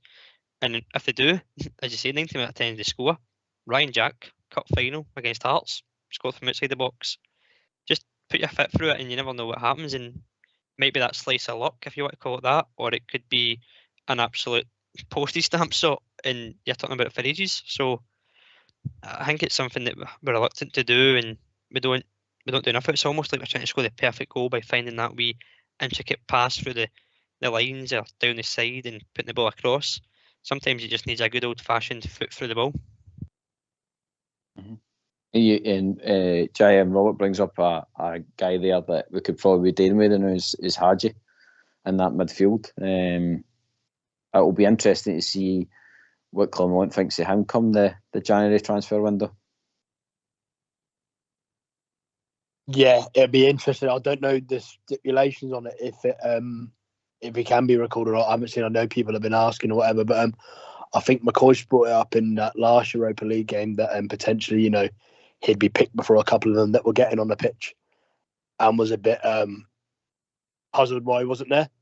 Obviously, I think what we're finding out is that Hadji called out what others wouldn't, would he, in a post-match interview, and said a few things, and rightly so wanted to play, and then got himself away. So hopefully he comes back sharp and ready to go, because Hadji in form would definitely help us out. Aye, and hungry to prove a point. Aye. Mm-hmm. I'll just cut across you. I think we've been joined with Angus. Are you there, Angus? Yeah, good evening, guys. I've enjoyed listening to the show tonight and listening to the talk. I was just going to maybe ask you a question and see what you thought. That was okay? Of course, mate. Aye, you're more than welcome, mate. Thanks for phoning in. Yeah, I just wanted to know, obviously with Jose Cifuentes getting suspended, and who would you guys play beside John Lundstrom on Thursday and Sunday this week? Oh, right. I'll pass you to Robert first. I'll have a think first, but it's a good question, mate. I think Thursday Cifuentes can play, can't he? So I think he'll be in there by lunchtime on the Thursday. It's the Sunday one, I think, it's going to be a bit of an issue, Angus. Again, I'd probably safe to say that Raskin's nowhere near fit. Could Ryan Jack make it? We don't really know about an update on him. I'm sure he'll be asked later in the week at the press conference, probably tomorrow, about Thursday. Based on what we've got just now, I would not be surprised to see Sterling go in there on Sunday, because he played, obviously came on and done the job on Saturday, against Dundee, sorry. I would probably think he's going to go with Sterling, but we do know that, as I said earlier on in the show, that Leon King plays for Scotland under 21s in midfield as well, and again he could drop into defence to make it a back five to allow the wing backs to go up as well. So he's got a few options, despite us not thinking it's a natural position for Sterling or King. And again, it may be one of the two that does get the nod on Sunday. JM, mate, who do you think? If we go for Sunday, just because that's probably the main game, is the socials have pointed out the night. Yeah. Who do you think's gone in that midfield, mate? I'm going to answer the question without answering. I don't think there's going to maybe be. I wouldn't put somebody to play in the same role that maybe Cifuentes is. I think you might see sort of a 4-1-4-1 or a 4-3-3, however you want to put it. And I'd maybe have Lundstrom behind, and then I'd have Cantwell and McCausland, and I'd have Seema on the left and Matondo on the right. So like a wee tactical change, aye. Yeah, just maybe it's like because I think it's a good question, Angus. I don't think there's anybody. I know we've said it, if the manager is going to only play the one way, then I think you're obviously maybe going to probably see Leon King go in there. I think, but I think if he looks at it and he's trying to get his players out, Matondo's now played half a game. Maybe he feels like he can get an hour out of him now. Maybe get him a few more minutes. Just see how he goes Thursday, or completely rest him and feel like he can get an hour out of him. And obviously McCausland can play that sort of number 10 role, and I think it's good enough to be playing a bit more central.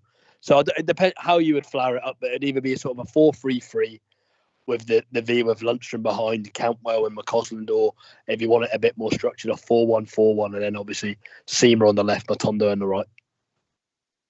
Angus, just with your question, mate, obviously about the Thursday squad and the Sunday, do you think the manager's maybe going to do like a trial run at his midfield that he's got to play on Sunday on Thursday? Like whoever he's got to pick in there, maybe he'll not pick Cifuentes, maybe he'll put in that player that needs to kind of, I don't know, get the understanding so that he is ready for Sunday. I would probably say it's a bit unfortunate that we've got such a tough European away game, and it's obviously a cup final on the Sunday. It's going to be two totally different games, and it'll be two totally different tactical ways we play against them. Because Batiste away is going to be a very, very tough game.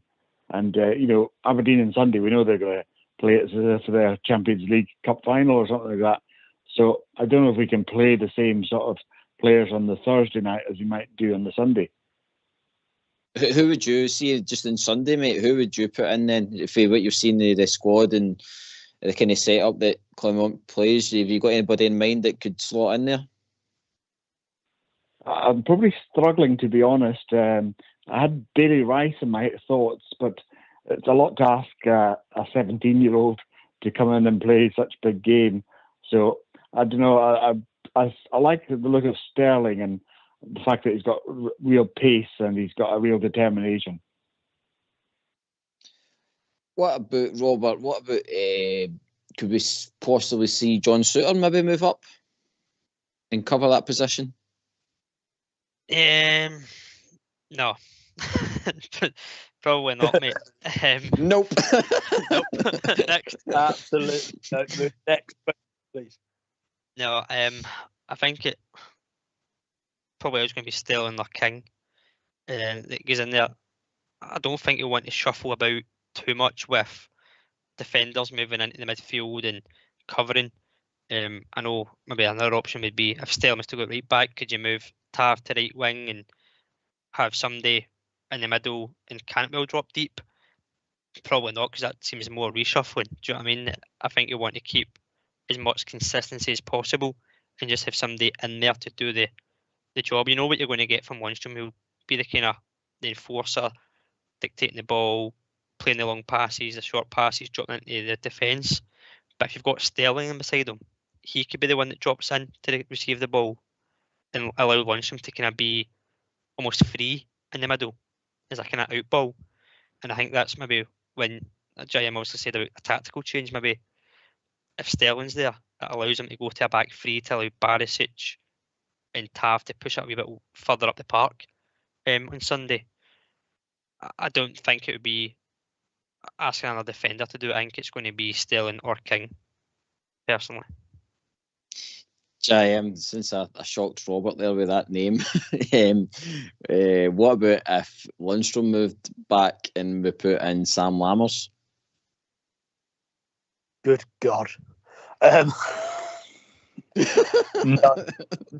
what are you trying to do? Good God. Really try to solve the puzzles. Well, you've got the wrong size pieces, haven't you? I don't know what's gone on here. No, I think there's only so much, isn't there, that can be done. I think if anybody's going to fill in out a position there, thinking about now the pitch, not seeing it, I think I know I've said King there as well, and we've not seen it, but I think it'll be if we're going to go for the same formation for the 4-2-3-1, if you like. I think big hand and pitch as well, physicality of Aberdeen. I think you'll see Sterling go in there. I think that'll be the only guy that goes in there and plays out of position. And then, like Robert said, it gives that freedom for the 3-5-2 as well, if required, or it gives you an opportunity to change it slightly in game without having to make subs, because we're not going to be blessed with options on the bench, are we? So it lets you tactically change it without having to make a sub, maybe. Mm-hmm. Angus, your thoughts, mate, before I say any other silly names? I was just going to say, if Philippe Clement can make Sam Lammers turn into a match winner, forget about Harry Potter. I'd be sort of liking him to a sort of dynamo, a magician. That's so true. No, mate, he's worked wonders as it stands now. Angus, have you been fairly impressed with the manager, how things have been going?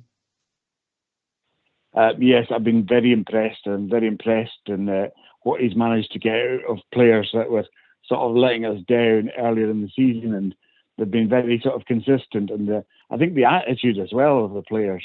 I really enjoyed listening to Dujon Sterling telling us, how Philip Clement has come in and he's made them think about Ibrox and going out and performing well and, having a good attitude. So, yeah, very encouraged with Clement. Yourselves?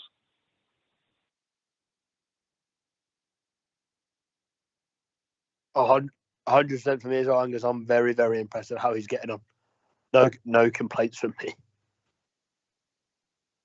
Robert, mate? Yeah, if you're going to give him a scorecard, you're probably going to give him as close to 10 as possible, if not a 10. Again, the only kind of disappointing thing I would say so far has been the Aris result at home. Whether you can put that on the manager by starting Lammers and putting Cantwell on the right, that's probably a matter of personal opinion. But to get results and performances that we've seen so quickly, especially at the start under Clement, it was surprising. I know obviously we kind of looked into him a wee bit when he was announced, and he managed to get some sort of results from Genk when he first went in there. But we've seen these players firsthand, and at times we thought that nobody could come in and shake that magic wand about and get something out of the players, but he's done it. So I think it's important 2 games for him. He'll learn a lot about himself as a manager with this team. He'll learn a lot about the players. And as I said, if he gets a qualification to Europa League, a trophy in the bag on Sunday, it's a great chance for him to kind of feel his journey is starting and that his philosophy is being listened to by the players. And as supporters will get to see it, and hopefully it brings success starting on Thursday and then more so on Sunday. I guess you want to come back in with that, mate? Yeah, I would. I've usually got the mantra of one game at a time and just focus on Thursday, but I can't sort of escape the fact that Sunday is pivotal and it's going to be huge. And I can't say I've ever wanted in my whole life to win a League Cup like I do on Sunday. I'm just desperate for it. Well said, but mate, I think we touched on that earlier. I think we're all the same. We've done that poll as well. It just seems to be like I've never known it the League Cup to be as important as what it is this weekend. Fox is actually making a good point as well. Could Aris do us a wee favour and beat Sparta for us in Thursday as well, and maybe make it an easier night for us? I guess. Yeah, I would love that to happen, but I must admit I wasn't overly impressed when we played Aris, and feeling that, obviously losing the first game was a horrendous result, but the draw at Ibrox was also a poor result.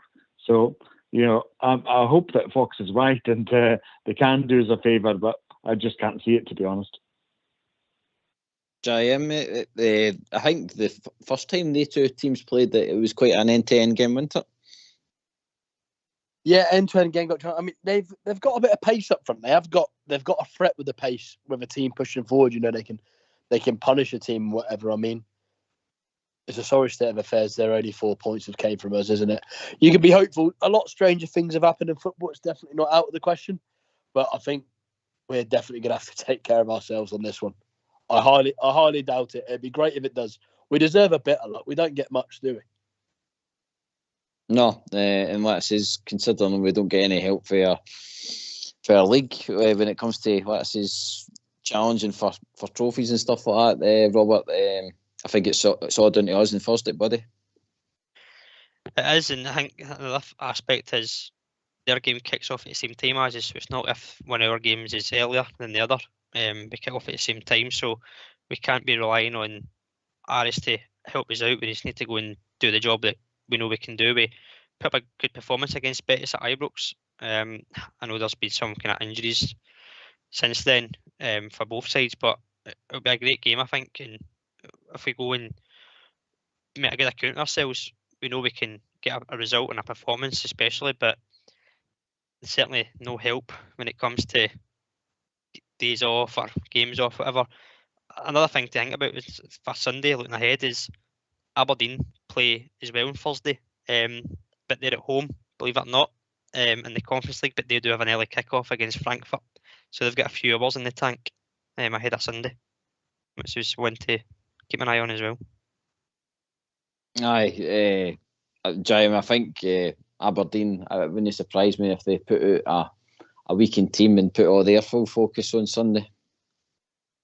Yeah, well, they're not competing for anything in that in Europe. That's the only luxury. I saw he was complaining, the manager, but I get they may not have the deepest squad, and depending on who you can register, you've got to obviously play certain players, but I imagine they'll be resting as many senior players as they can. Angus, maybe Frankfurt can do us a wee favour and go in with some crunching tackles on Aberdeen in their game. That would be very good. And I'm not a big fan of Frankfurt, but I did notice that they beat Bayern Munich 5-1 at the weekend. So hopefully they can bring that form on and absolutely destroy Aberdeen at Rotary.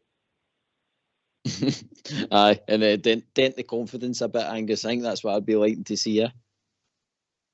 Oh yeah, most definitely. But maybe just a few injuries. Get Shinny and get the Neopsky and stuff like that. That would be very helpful. Jim, you like that? Bit of WWE going on? Yeah. A couple of outrageous tackles would be nice, wouldn't it? A few undercover agents in there. They owe us something, Frankfurt. They can maybe go and do that for us at least. Robert? If it only worked that way, then I'm sure we'd all love to see it, but I don't think, unfortunately, there'll be any favours done by anybody. As you said before, mate, nobody really wants to help Rangers. We do it ourselves, and again, as you said, Aberdeen will put on a weekend side, but I don't know what kind of squad size they've got. They've probably not got the squad capacity to do the Thursday, Sunday the way we have over the years. So whether it's a weekend team or not, they've still got to kind of go and do the legwork. And if Frankfurt's moving the ball about, they'll be tired. But again, Sunday's a different game, so they'll take it one game at a time, as will we. But if they get injuries, then so be it. But I don't think we'll be seeing too many WWE finishers. True, mate. True. Right, we're getting to kind of the last 10 minutes there, the show. So, Jim, have you got a team in mind for Thursday? Since the boys will be talking about it tomorrow night. Yeah, I think obviously the back four. So obviously we'll have Butland in goal, Tavernier, and then I think we'll see both centre halves change, won't we? Obviously I think Golson was given a rest for this week in mind, and Balogun not being in the squad. So I think we're going to see Davies there. So back four, Tavernier, Golson, Davies, and Barisic. Obviously, again, I don't think he'd be an option for this one, but Yilmaz isn't in the squad either, so the left back picks itself.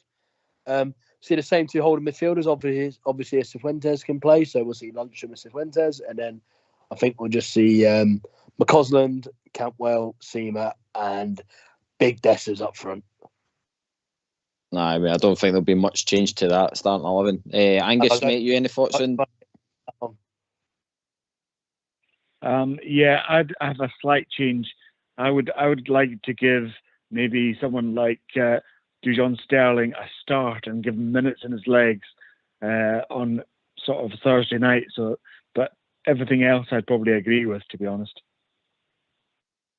Robert, mate, you got a team in mind? Butland, Tav, Goldson. I think Suter might actually start ahead of Davies. Barisic obviously picks himself. I'll go Cifuentes and Lundstrom as a two, and then I think it might go Matondo, Cantwell, Seamer, Dessers. I think it might go a wee bit of pace in the wings, Matondo and Seamer. Aye, because it was strange, wasn't it? Matondo seen him back on that right hand side that at the weekend there again. I think his best position is the left. I think the good thing about Seamer or Matondo is he could probably play them on either wing. So whether they change during the game, if that's the team he does go with, they're quite intricate. They can swap at any time, and they both probably like to cut in and have a shot at goal or try and work it into the box. It's unfortunate. I don't think that McCausland will start. I just think he'll maybe go for that wee blistering pace to try and get it Bettis and kind of, dare I say, the handbrake off. Aye, definitely. Angus, do you think that I know you're saying that you start Sterling, but do you think maybe that we'll go with Cifuentes and then it'll be like as the game goes on, we'll put that so-called midfielder on to get his minutes ready for Sunday? Yeah, I think that's a very good point, that you could use that game for, trying things out. And, I think that it's very important that Ravi Matondo and Abdallah Seamer are out balls, because it's a huge pitch, and we're going to need guys that are going to have some real pace up front. So I wouldn't be surprised to see them two starting.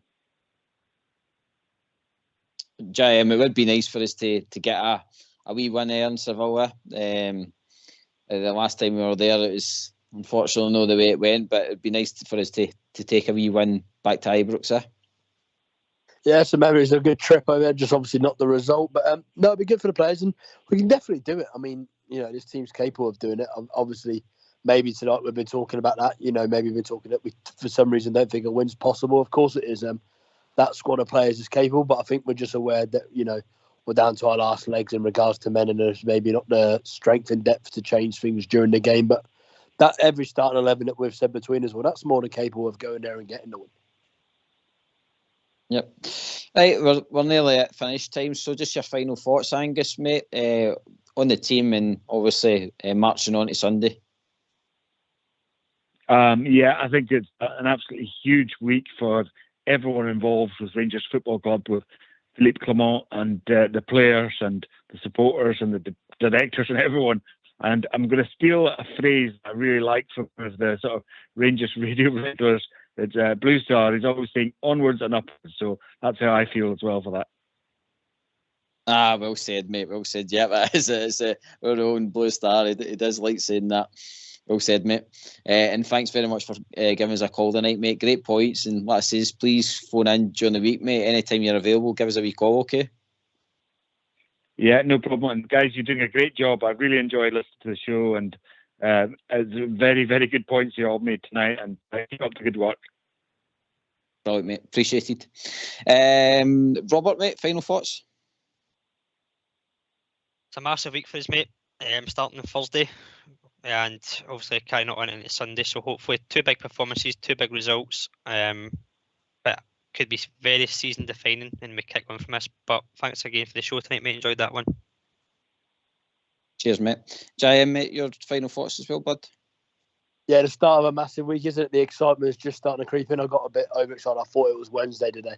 I'm thinking it was tomorrow, but another day to go and it can really kick in. But looking forward to it. Just everyone make sure we get behind the team. It's going to be a big week for us and hopefully a successful one. Brilliant, well said. And I guess I'm going to steal another wee saying, one of our legend presenters, The Bridge. Just 2 more sleeps, people. 2 more sleeps, and we'll see the Glasgow Rangers playing. A big thank you to Angus for phoning in. Big thanks to the techie team in the background, Fox and Old School Blue. Thanks to Oxtel on the phones tonight. And a big thanks to you too, Robert and JM, for helping us get through the show. Much appreciated, lads. Enjoy your week. We'll speak to you next week. This has been Rangers Radio. We'll catch you tomorrow night, where the gang will be back, talk about all things Rangers. Good night.